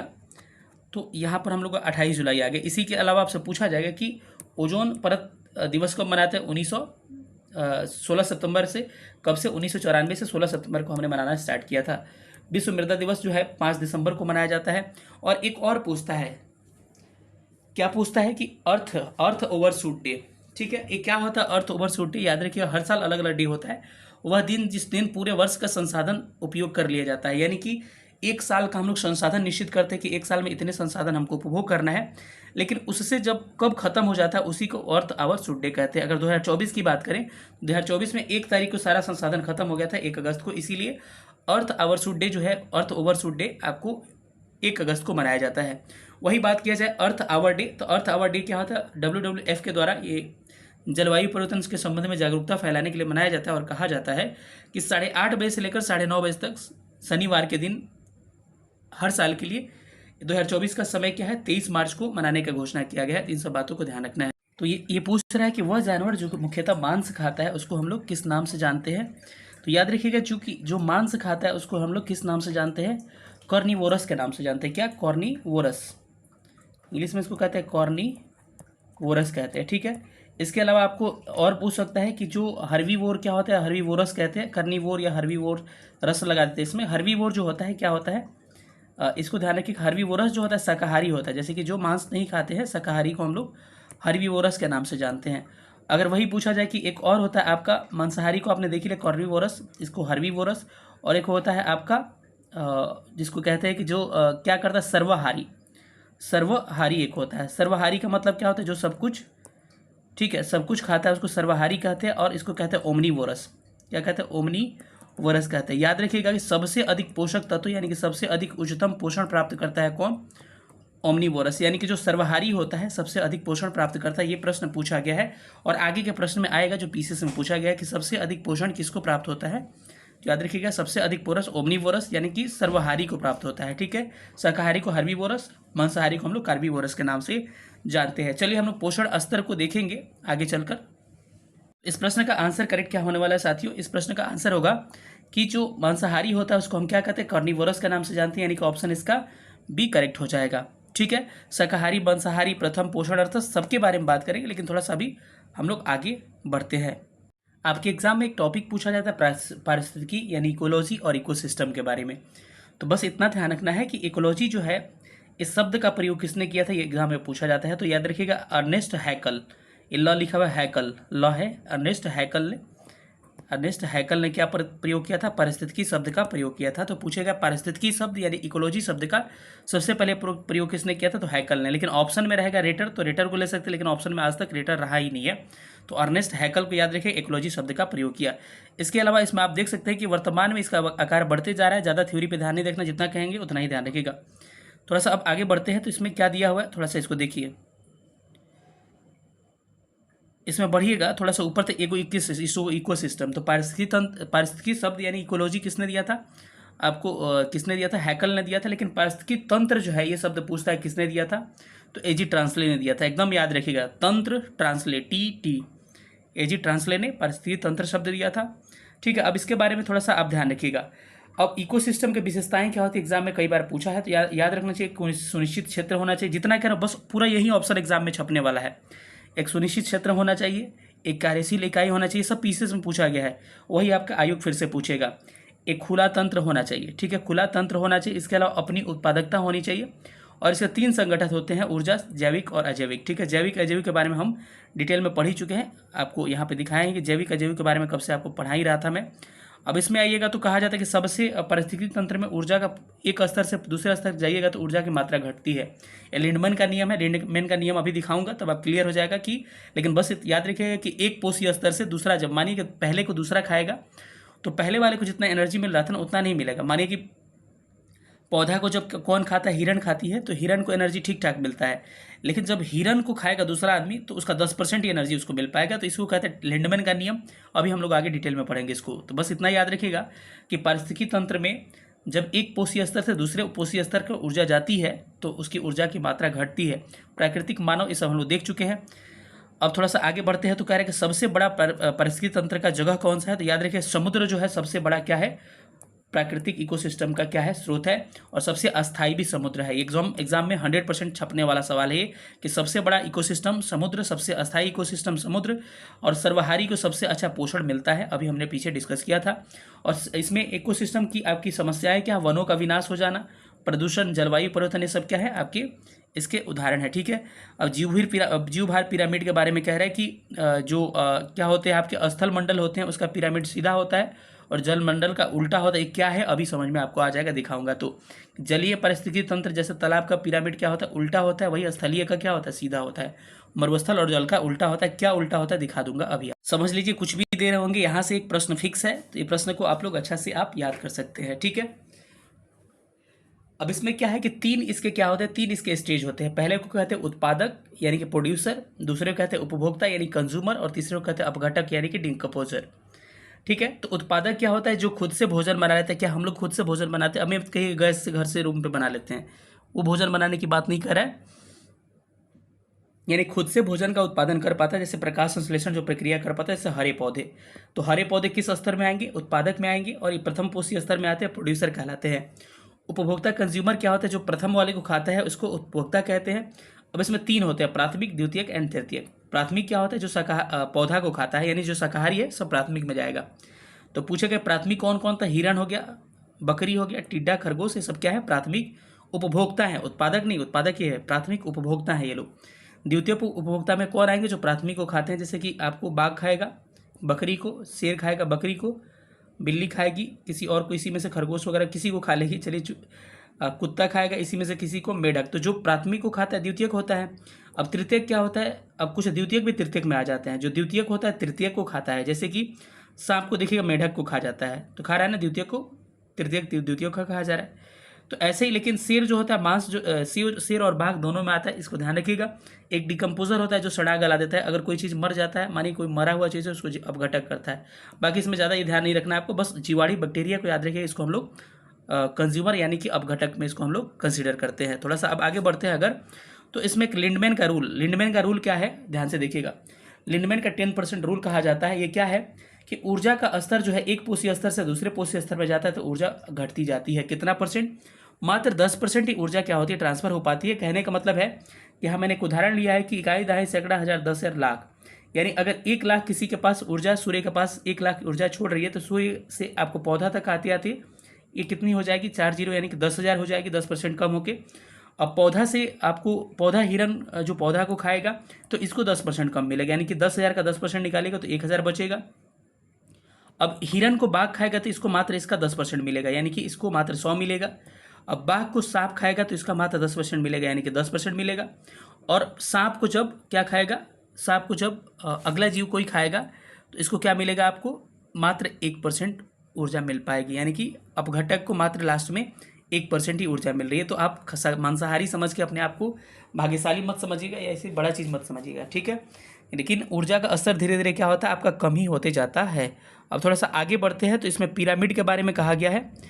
याद रखिएगा, पिरामिड में ध्यान रखिए, उत्पादक जो होता है फर्स्ट स्टेज पे, स्टेज याद रखिए, उत्पादक जो होता है फर्स्ट स्टेज पे कन्फ्यूजन होता है। कई लोग प्राथमिक को 1 नंबर समझते हैं, नहीं, प्राथमिक जो होता है आपको कितने नंबर पे आता है, दूसरे स्टेज में आ जाता है, ठीक है। द्वितीयक जो होता है तृतीयक इसके तीसरे स्टेज में आते हैं, और अपघटक एक अगला 4th स्टेज में। तो याद रखिएगा, प्राथमिक उत्पादक फर्स्ट स्टेज में, प्राथमिक सेकंड स्टेज में, द्वितीयक तृतीयक 3rd स्टेज में, और अपघटक 4th स्टेज में आता है। याद रखिए, अस्तल होता है, अस्तल का पिरामिड सीधा होता है, इसका मतलब समझ रहे हैं, सीधा मतलब नीचे चौड़ा है ऊपर पतला है, यानी कि उत्पादक सबसे ज़्यादा होगा। यहाँ चौड़ा लग रहा है ना, ज़्यादा होगा, यानी कि सबसे अधिक क्या होंगे हमारे यहाँ पे, पेड़ पौधा सबसे अधिक है हमारे स्थल की बात कर रहा है। उसके बाद तो थोड़ा ऊपर जाइएगा तो पिरामिड थोड़ा हल्का हो जाएगा, यानी कहना बकरी उकरी इससे कम पाई जाएगी पेड़ पौधा से। उसके ऊपर जाइएगा तो बाघ थोड़ा सा और कम पाया जाएगा इसके कंपेयर में। थोड़ा सा और ऊपर जाइएगा तो आपको सांप ऊपर इसके कंपेयर में कम पाया जाएगा, और एकदम ऊपर जाइएगा तो बैक्टीरिया वगैरह एकदम कम पाया जाता है। इसी को कहते हैं पिरामिड का सीधा उल्टा। मुझे लग रहा है कि आपको क्लियर पहले नहीं होगा, तो आज क्लियर कर लीजिए ये चीज़, ठीक है। तो पिरामिड स्थल, बस इतना पूछेगा कि स्थल मंडल का पिरामिड क्या होता है, सीधा होता है। लेकिन याद रखिए कि वही मरुस्थल, यहाँ पे लिखा हुआ दिख नहीं रहा आपको, वही मरुस्थल या फिर कह सकते हैं कि आपको जलीय तंत्र का पिरामिड क्या होता है, उल्टा होता है। इसका मतलब क्या हो गया, जल में क्या होता है कि सबसे अधिक क्या होते हैं, अपघटक होते हैं। उससे कम क्या होगा आपका, उससे कम आपका क्या हो जाएगा, आपका तृतीयक हो जाएगा। तृतीयक से कम क्या होगा आपका, द्वितीयक हो जाएगा। द्वितीयक से कम प्राथमिक, और सबसे कम पेड़ पौधा जल में, मरुस्थल में। आप जानते ही होंगे कि पेड़ पौधों की संख्या कम, इसीलिए कहा जाता है कि जो पिरामिड जो होता है किसका, मरुस्थल का, या फिर कहें तो किसका, मरुस्थल का, या फिर आप कहें तो किसका पौधा, मरुस्थल या फिर आपका किसके हम बात कर रहे थे, जलमंडल का, इसका पिरामिड उल्टा होता है। इस बात को आपको ध्यान रखना है, ठीक है। तो इस प्रश्न पे थे, इसका तो हम लोग आंसर कर लिए थे, कार्निवोर। अब अगले प्रश्न पर हम लोग चलते हैं। अगला प्रश्न कह रहा है आपको कि निम्नलिखित में से कौन सा हरित गृह गैस है। अब आप इसको, हरित गृह मतलब कि ग्रीन हाउस गैस, आज तक हो सकता है कि आपको green house gas, global warming, या फिर कह सकते हैं कि क्या जलवायु परिवर्तन, ये सब पता नहीं होगा। तो मैं आपको आज को क्लियर करता हूँ कि ग्रीन हाउस गैसें क्या होती है और कैसे इसको समझेंगे। एक पीडीएफ है मेरे पास, उससे आपको क्लियर करते हैं। बहुत मेहनत लगता है साथियों, दबा के वीडियो शेयर करिए ताकि हमको भी मोटिवेशन मिले, क्योंकि 12 बजे रात में वीडियो शूट कर रहा हूँ आपको दिन भर ये काम करने के बाद से, ठीक है। तो चलिए देखते हैं हम लोग इसको। अगर ग्रीन हाउस गैस की बात करें तो यहाँ देखिएगा, ग्लोबल वार्मिंग, वैश्विक तापन, जलवायु परिवर्तन, इसके बारे में हम लोग देखेंगे। इसका तात्पर्य जानेंगे, कारण जानेंगे, प्रभाव इसका पृथ्वी पर, मानव पर, सबका जानेंगे। सामान्य अर्थ क्या होता है, ग्लोबल वार्मिंग का अर्थ क्या होता है कि जब पृथ्वी का सामान्य टेम्परेचर बढ़ जाए, पृथ्वी का 14 डिग्री सेल्सियस टेम्परेचर होता है, यहाँ पर लिखा गया है, अगर उससे टेम्परेचर बढ़ जाए चाहे जिस कारण से भी, इस प्रभाव को हम लोग ग्लोबल वार्मिंग कहा जाता है, यानी वैश्विक तापन कहा जाता है। क्या समझिए आप कि पृथ्वी का टेम्परेचर 14 डिग्री सेल्सियस होता है, किसी कारणवश जब उसका टेम्परेचर बदल के 14 से ज़्यादा होता है तो इसको हम लोग क्या कहते हैं, इसको ग्रीन हाउस गैस या फिर ग्रीन हाउस क्या कहते हैं, इसको ग्लोबल वार्मिंग कहते हैं। अब सवाल ये उठता है कि ग्लोबल वार्मिंग का कारण क्या होता है। आप सब समझ रहे हैं ना मैं क्या कह रहा हूँ, मतलब पृथ्वी का टेम्परेचर जो बढ़ जाए 14 डिग्री सेल्सियस सामान्य से ज़्यादा, इसको क्या कहते हैं, ग्लोबल वार्मिंग या वैश्विक तापन कहते हैं हिंदी में। लेकिन जो इसका कारण बनता है उस कारण को हम लोग क्या कहते हैं, ग्रीन हाउस इफेक्ट कहते हैं। यानी कि जिस कारण से तापमान बढ़ता है उस कारण को हम कह सकते हैं ग्रीन हाउस इफेक्ट, और जो गैसें जिम्मेदार होती है उस गैसों को हम लोग ग्रीन हाउस गैसेस कहते हैं। तो सबसे पहले याद रखिएगा कि सबसे पहले ग्रीन हाउस गैस की अवधारणा किसने दी, जोसेफ फोरियर दी। पूछा गया प्रश्न में, कब दिया, 1824 में से ग्रीन हाउस गैस की संकल्पना इन्होंने दिया था। थोड़ा सा अगर आगे बढ़ते हैं तो सबसे पहले जानिए ग्रीन हाउस इफेक्ट है क्या। ग्रीन हाउस इफेक्ट क्या है कि हरित गृह प्रभाव एक तरह की प्रक्रिया है जिसमें ग्रीन हाउस गैसों के द्वारा विकिरण का अवशोषण करके वायुमंडल के तापमान को बढ़ा दिया जाता है। सुनिएगा, यहाँ पर एक डायग्राम दिया है, इस डायग्राम को ध्यान से देखिए, आपको समझ में आ जाएगा। एक्चुअली डायग्राम ये दिखा रहा है कि यहाँ सूर्य से प्रकाश आता है, सूर्य से प्रकाश आएगा पृथ्वी पर, तो पृथ्वी पर आकर फिर लौट जाता है, लेकिन लौटते समय वायुमंडल में कुछ गैसें होती हैं जो इस टेम्परेचर को अपने आप में रोक के रखती हैं, और यही क्या करती है, फिर पृथ्वी पर आपको गर्म कर देती है, गिरा देती है। तो इसको कहते हैं ग्रीन हाउस इफेक्ट। ये होती है, गैसें कहलाती है ग्रीन हाउस गैसेस, और ये जो प्रभाव होता है इसका गैस के कारण पृथ्वी का गर्म होना, इसको ग्रीन हाउस इफेक्ट कहते हैं। जो 14 डिग्री सेल्सियस से टेम्परेचर जो बढ़ रहा था, इसको वैश्विक तापन या ग्लोबल वार्मिंग कहा जाता है। आपको समझ में आ गया होगा। अब ग्रीन हाउस इफेक्ट के कारण क्या क्या होते हैं, तो इसके बहुत सारे कारण होते हैं, लेकिन ग्रीन हाउस गैसेस के बारे में याद रखिएगा कि सबसे एक नंबर पे लिखा हुआ है जलवाष्प। तो कभी भी का प्रश्न पूछे, बीपीएससी 5 बार पूछा जा चुका है बीपीएससी में प्रश्न कि सबसे अधिक ग्रीन हाउस गैस में क्या पाया जाता है, उसमें कार्बन डाइऑक्साइड दे देगा, ओजोन दे देगा, नाइट्रस ऑक्साइड और क्लोरोफ्लोरोकार्बन। तो लोग टिक कर देते हैं, नहीं भाई, नॉन ऑफ दीज होगा इसका आंसर, क्योंकि निम्न में से जब कहेगा तब लीजिएगा किसी को, क्योंकि सबसे अधिक कार्बन डाइऑक्साइड नहीं होता है, सबसे अधिक जलवाष्प होता है। लोगों को लगता है कार्बन डाइऑक्साइड, लेकिन इसका क्रम याद रखिए, सबसे ज़्यादा जलवाष्प, फिर CO2, फिर मीथेन, तब CFC, उसके बाद से O3, उसके बाद से नाइट्रस ऑक्साइड। इसका क्रम ध्यान रखिएगा, कम से कम 2 का क्रम आपको ध्यान रखना है, जलवाष्प का, कार्बन डाइऑक्साइड का। तो सबसे अधिक पूछा जाए, निम्न में से कहे तो ये ले लीजिएगा, कार्बन डाइऑक्साइड भी ले सकते हैं जो अधिक है, लेकिन है सबसे अधिक जब कहे नॉर्मल, बिना निम्नलिखित में से कहे हुए, तो आपको उपयुक्त में से कोई नहीं लेना है। जब जलवाष्प नहीं है, जलवाष्प होगा तो इसको टिक करना है, ठीक है। अब प्रदूषण भी हो गया, वनों की कटाई, औद्योगिकरण, ये भी हो जाएगा। सबसे अधिक ग्रीन हाउस गैस कौन इफेक्ट पैदा करता है, तो आपको चीन है, उसके बाद अमेरिका, और तीसरा स्थान पे अपना देश भारत आता है। अब इस ग्रीन हाउस इफेक्ट से बहुत सारे हमारे को नुकसान होते हैं, जैसे पृथ्वी पर भी प्रभाव पड़ता है और मानव पर भी पड़ता है। अब इसको देखते हैं कि इसका मानव पर, पृथ्वी पर क्या प्रभाव पड़ता है। तो इसको थोड़ा सा हम लोग एक बार रिकॉल करते हैं, लास्ट में दिया गया होगा इसके बारे में। देखिए, मानव और पृथ्वी पर इसके क्या प्रभाव पड़ते हैं, इसको थोड़ा सा हम लोग देख लेते हैं।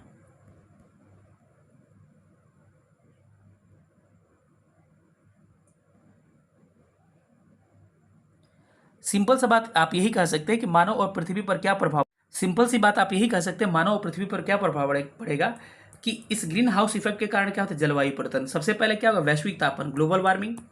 इसका कारण क्या हुआ, आपका ग्रीन हाउस गैसेज हुआ। ग्रीन हाउस गैसेज से क्या होगा, आपका ग्रीन हाउस इफेक्ट होगा। ग्रीन हाउस इफेक्ट से क्या होगा, आपको जलवायु परिवर्तन। जलवायु परिवर्तन का मतलब क्या हुआ कि जलवायु समय से नहीं चलेगी, अत्यधिक वर्षा हो जाएगी, या फिर अत्यधिक तापमान बढ़ जाएगा, या फिर ये सब अत्यधिक ठंडी पड़ने लगेगी। तो ये सब इसके प्रभाव हैं। तो ग्रीन हाउस गैसेस को ध्यान रखिएगा, ठीक है। इसको एग्जाम में कई बार पूछा गया है। अब हम लोग एकदम खोल खोल के पढ़ेंगे। अब मीथेन को हम देख लिए, तो मीथेन से क्या क्या सवाल पूछे जाते हैं। मीथेन को मार्स गैस कहते हैं, और इसका जगह स्थल पूछा जाता है, सारे शिफ्ट में पूछा गया है।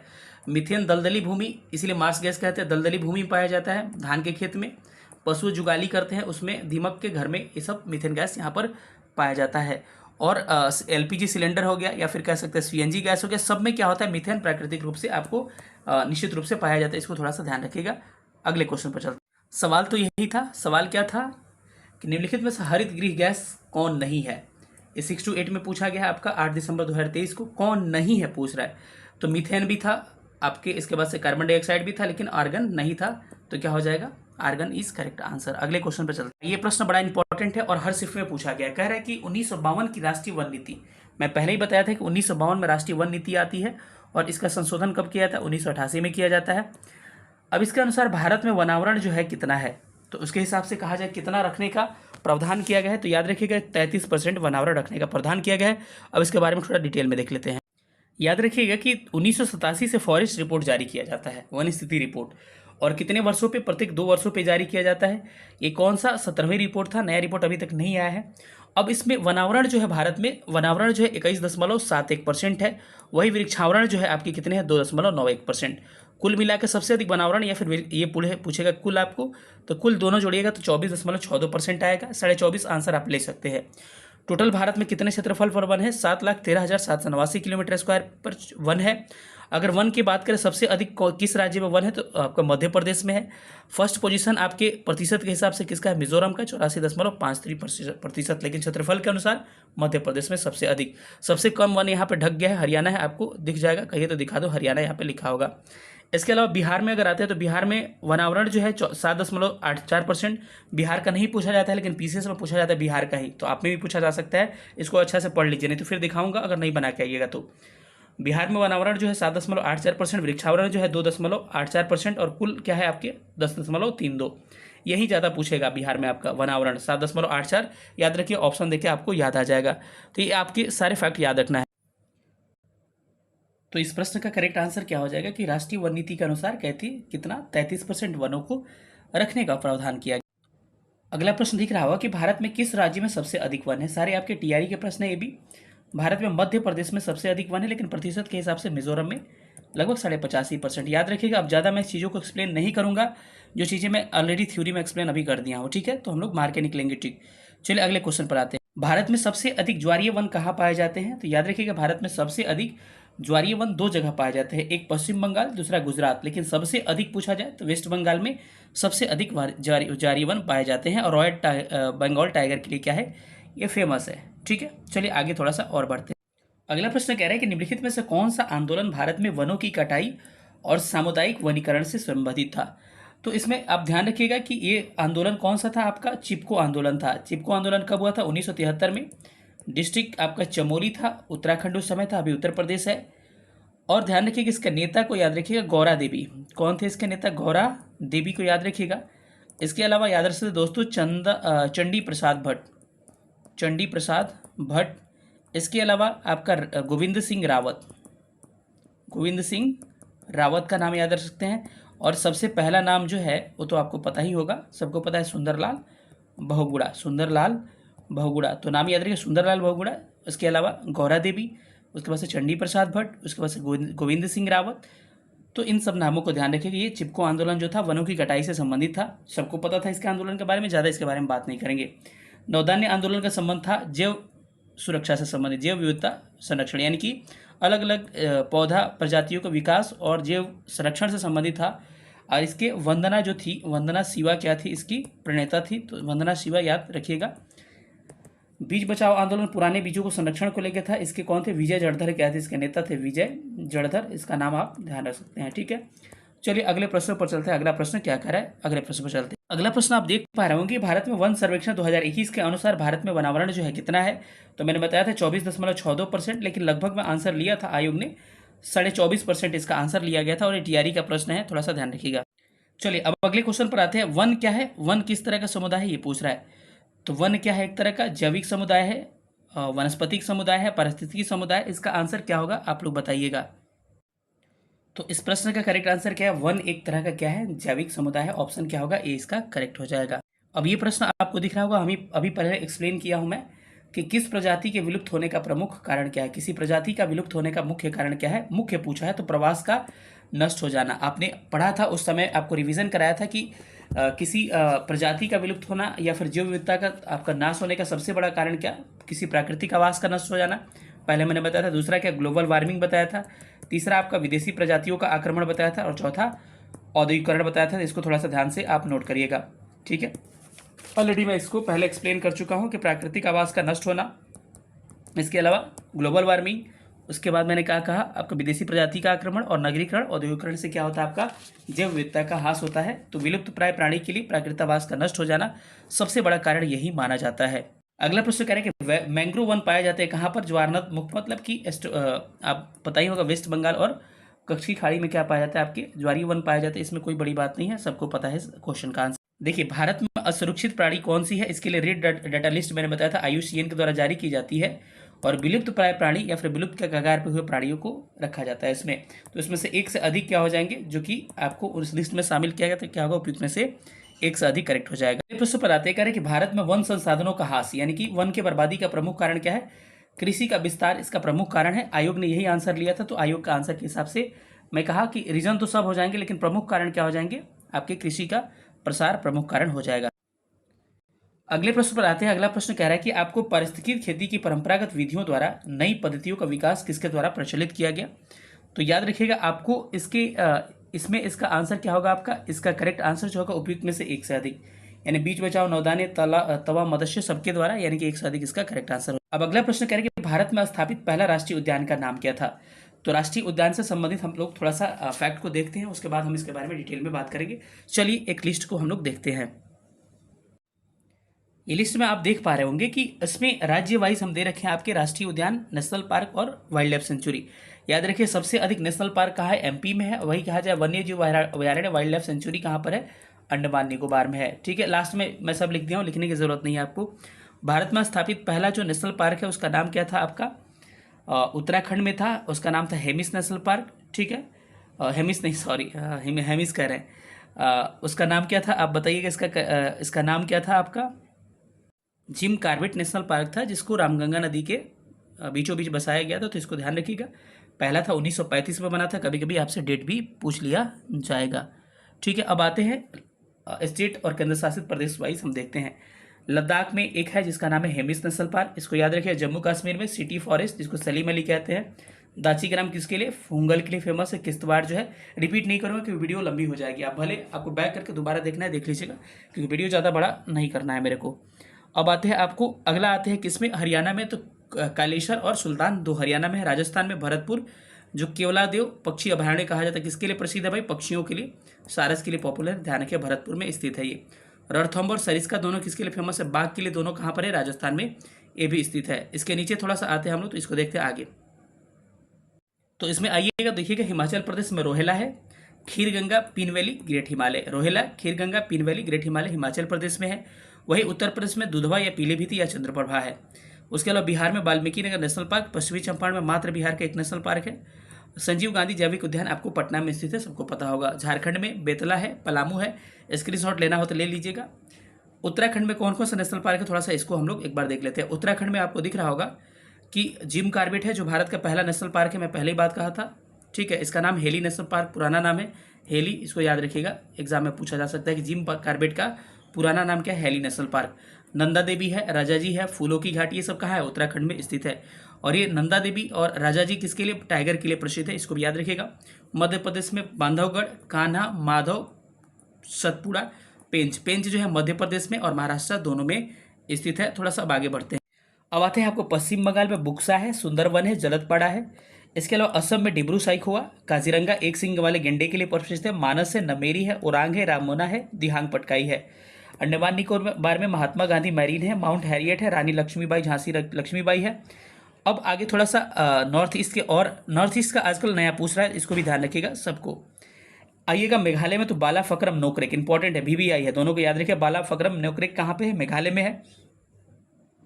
वहीं आपको अरुणाचल प्रदेश में दो है, माओलिंग और नामदफा, दोनों के दोनों अपने आप में क्या है? वेरी वेरी इंपॉर्टेंट है। इटांगी का है मणिपुर में, काम चला हूँ, उतना याद रखने की जरूरत नहीं है। और मणिपुर में एक है केबुल लामजाओ, और तैरता हुआ ये क्या है आपका? नेशनल पार्क है। किस में स्थित है? लोकटक झील में स्थित है, मैंने आज ही पढ़ाया था द ऑफिसर्स क्लासेस पे। मिजोरम में मुरलेन है, फोंगफुई है, जिसको नीला पर्वत ब्लू माउंटेन के नाम से जानते हैं, तो इसको आप थोड़ा सा ध्यान रख सकते हैं। इसके नीचे आइएगा तो पकुई है, तो पकुई को भी आप ध्यान रख सकते हैं। इसके अलावा कहा कि भारत में सबसे अधिक नेशनल पार्क MP में है, वहीं सबसे अधिक वन्यजीव अभयारण्य कहाँ है? अंडमान निकोबार में स्थित। यहाँ पर कुछ स्टेट आपके छूट ही गए थे। छत्तीसगढ़ में आपको इंद्रावती है, कांगेर घाटी है, घासीदास है। उड़ीसा में भितरकनिका है, कछुआ के लिए फेमस है, सिमलीपाल हो गया। इसके अलावा कर्नाटक में आपका अंसी, बांदीपुर, बरेनहट्टा, कुद्रेमुख, राजीव गांधी, जिसको नगर होल कहते हैं। केरल में पेरियार है, जो हाथी के लिए फेमस है, और साइलेंट वैली है। इसके थोड़ा सा नीचे और आते हैं हम लोग, तो गुजरात में आपको दिख रहा होगा साथियों, गुजरात में आपका गिर है, मैरीन है, जिसको कच्छी खाड़ी भी कहते हैं हम लोग। उसके बाद ग्रेट इंडियन बस्टर्ड है। महाराष्ट्र में चंदोली है, संजय गांधी, बोरीवली है। नौगांव है, पेंच आपको पता है, MP और महाराष्ट्र दोनों जगह है, मैंने पहले भी बताया था। तमिलनाडु में मन्नार मैरीन, इंदिरा गांधी, अन्नामलाई जो है। आंध्र प्रदेश में पापीकोंडा, श्री वेंकटेश्वर। तेलंगाना में काशु ब्रह्मादन रेड्डी और महावीर, हरियाणा वनस्थली है। गोवा में महावीर और मोलम, जिसको कहते हैं, आपके एग्जाम में पूछा भी है, इसको ध्यान रखिएगा। मुझे लग रहा है कि आपको दिखाई दे रहा होगा, क्योंकि कभी दिखाई आपको दिया नहीं है, लेकिन आज दिख रहा होगा। अब भारत में जैव मंडल यानी कि बायोस्फीयर रिजर्व है। बायोस्फीयर रिजर्व क्या होता है कि जीव जंतुओं को वहाँ पर संरक्षित करने के लिए बनाया जाता है। और प्रश्न क्या पूछा जाएगा कि पहला भारत का बायोस्फीयर रिजर्व का नाम क्या था? नीलगिरी था, 1986 में बना था, ये डेट याद रखिएगा, ईयर। तमिलनाडु, केरल, कर्नाटका में, वही नीलगिरी पर्वत वाली बात है ये। दूसरा भी याद रख सकते हैं, नंदा देवी 1988 में बना था, ईयर इसका भी याद रख लीजिएगा, उत्तराखंड में है। इसके अलावा नोकरेक कहाँ पर है? मेघालय में है। और गारो जो पहाड़ी है वहीं पर स्थित है। मन्नार जो है आपके तमिलनाडु में है। और सुंदरवन पश्चिम बंगाल में है। मानस असम में है। ग्रेट निकोबार अंडमान निकोबार में स्थित है। सिमलीपाल उड़ीसा में, डिब्रू साइखोवा असम में, और दिबांग का है आपको अरुणाचल प्रदेश में स्थित है। और थोड़ा सा नीचे हम लोग आते हैं तो पंचमढ़ी मध्य प्रदेश में है। कंचनजंगा सिक्किम में है। अगस्त्यमालाई तमिलनाडु केरल में है। इसके अलावा अचानक कुमार अमरकंटक जो है मध्य प्रदेश छत्तीसगढ़ में स्थित है। कच्छ का रण जो है गुजरात में स्थित है। कोल्ड डेजर्ट जो है हिमाचल प्रदेश में है। शेषाचलम पहाड़ी जो है आंध्र प्रदेश में, पन्ना जो है मध्य प्रदेश में है। इसके अलावा क्या पूछा जाता है, इसको शामिल किया गया है कहाँ, यूनेस्को के नेटवर्क में, थोड़ा सा उसको देख लीजिए, वो भी आपके टीआरई में पूछा गया है।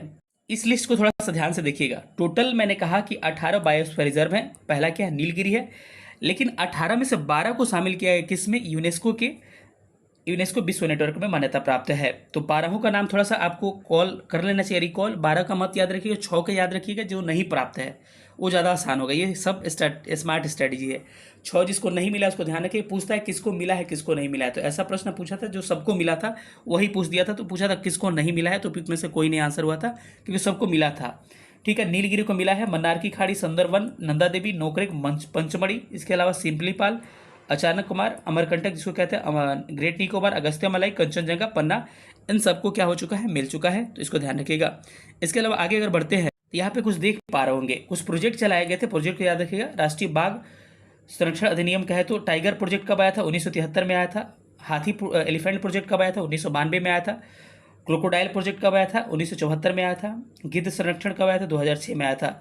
और डेक्नोफेनल एक दवा है जिसके कारण गिद्धों की प्रजातियां क्या हो रही है, नष्ट हो रही है। और ये वेरी वेरी वेरी इंपॉर्टेंट प्रश्न है, लगातार पूछ रहा है एग्जाम में, पीसीएस में पूछा, आपके एग्जाम में भी देखना, ये छप सकता है प्रश्न कि किस दवा के कारण गिद्धों की प्रजातियां समाप्त हो रही है। एक डेक्नोफेनल दवा है जो कि आपको पशुओं को दिया जाता है, और गिद्ध जो होते हैं पशु को खाते हैं तो क्या होते हैं, उनको प्रभावित करता है और मर जाते हैं। तो डेक्नोफेनल दवा का नाम याद रखेगा। गंगा नदी डॉल्फिन राष्ट्रीय जलीय जीव 2009 में इसको घोषित किया गया था, 5 अक्टूबर को घोषित किया गया था, 5 अक्टूबर 2009 को। और इसको गैंगटिक डॉल्फिन को आपको राष्ट्रीय जलीय जीव घोषित किया गया, और इसीलिए डॉल्फिन डे 5 अक्टूबर को ही मनाया जाता है। मैंने पहले भी बताया कि टाइगर मैन ऑफ इंडिया किसे कहते हैं हम लोग, tiger of man of India आपको कैलाश अंकल को, और birds man of India Salim Ali को कहा जाता है। भारत में प्रथम राष्ट्रीय उद्यान क्या है, जिम कार्बेट 1935 में बना था, और सर्वाधिक राष्ट्रीय उद्यान आपके एमपी में स्थित है। ठीक है, और सर इसको टाइगर स्टेट के नाम से जाना जाता है। सलीम अली को बर्ड्समैन, कैलाश अंकल को टाइगर मैन ऑफ इंडिया कहा जाता है। सर्वाधिक वन्यजीव अभयारण्य अंडमान निकोबार में स्थित है। आपका कहानी खत्म। अब लगभग थ्योरी का सेक्शन सारा खत्म हो गया। आप क्वेश्चन पर आएंगे। कह रहे हैं कि भारत में स्थापित पहला राष्ट्रीय उद्यान जिम कार्बेट है, 1935 में बना था। ठीक है, तो इसको हेली नेशनल पार्क के नाम से भी जाना जाता है। ठीक है, कहाँ पर, उत्तराखंड में अवस्थित है, रामगंगा नदी। चलिए अगले क्वेश्चन पर हम लोग मूव करते हैं। अगला प्रश्न आप देख रहे होंगे, कह रहा है अगला प्रश्न,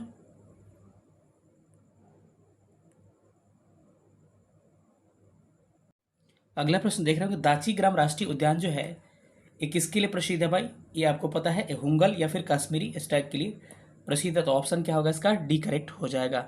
अगले प्रश्न पर चलता है। अगला प्रश्न कह रहा है कि निम्नलिखित में से किस राज्य में राष्ट्रीय उद्यानों की संख्या सबसे अधिक है। तो इसमें आपके निम्नलिखित में से कहा है, तो आपको ऑप्शन में नहीं है वो चीज़ जो कि आपको चाहिए, मध्य प्रदेश होना चाहिए, लेकिन मध्य प्रदेश ऑप्शन में नहीं है, जिसके कारण हमको आंसर क्या लेना पड़ेगा, अंडमान निकोबार लेना पड़ेगा, क्योंकि दूसरे स्थान पे ये आता है, ऑप्शन में और कोई नहीं है। महाराष्ट्र में भी ज़्यादा है, लेकिन ऑप्शन नहीं होने के कारण आपको ये लेना पड़ेगा, लेकिन एमपी में सबसे अधिक है। चलिए अगले प्रश्न पर हम लोग मूव करते हैं।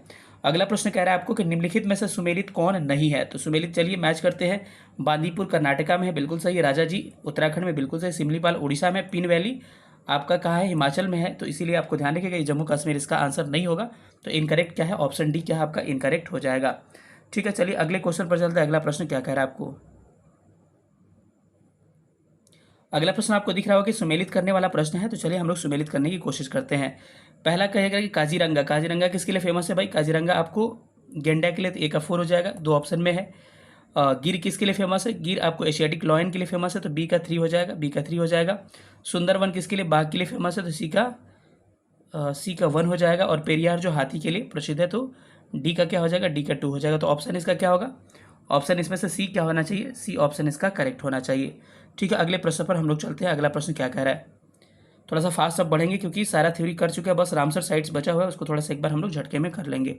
अगला प्रश्न कह रहा है निम्नलिखित में से कौन सा एक नेशनल पार्क इसीलिए अनूठा है क्योंकि एक प्लवन है। सिंपल सी बात है, ये कह रहा है कौन सा तैरता हुआ नेशनल पार्क है। तो ध्यान रखना है कि क्या है, केबू लामजाओ क्या है आपका तैरता हुआ नेशनल पार्क है। तो क्या होगा, केबू लामजाओ इसका करेक्ट आंसर हो जाएगा। कहाँ पर है, केबुल लामजाओ मणिपुर में है, और किस झील में, लोकटक झील में अवस्थित है, इसको ध्यान रखिएगा। अगले प्रश्न पर चलते हैं। अगला प्रश्न क्या कह रहा है, प्रश्न संख्या 33 कह रहा है कि सुमेलित करना है। चलिए सुमेलित करिए आप ही।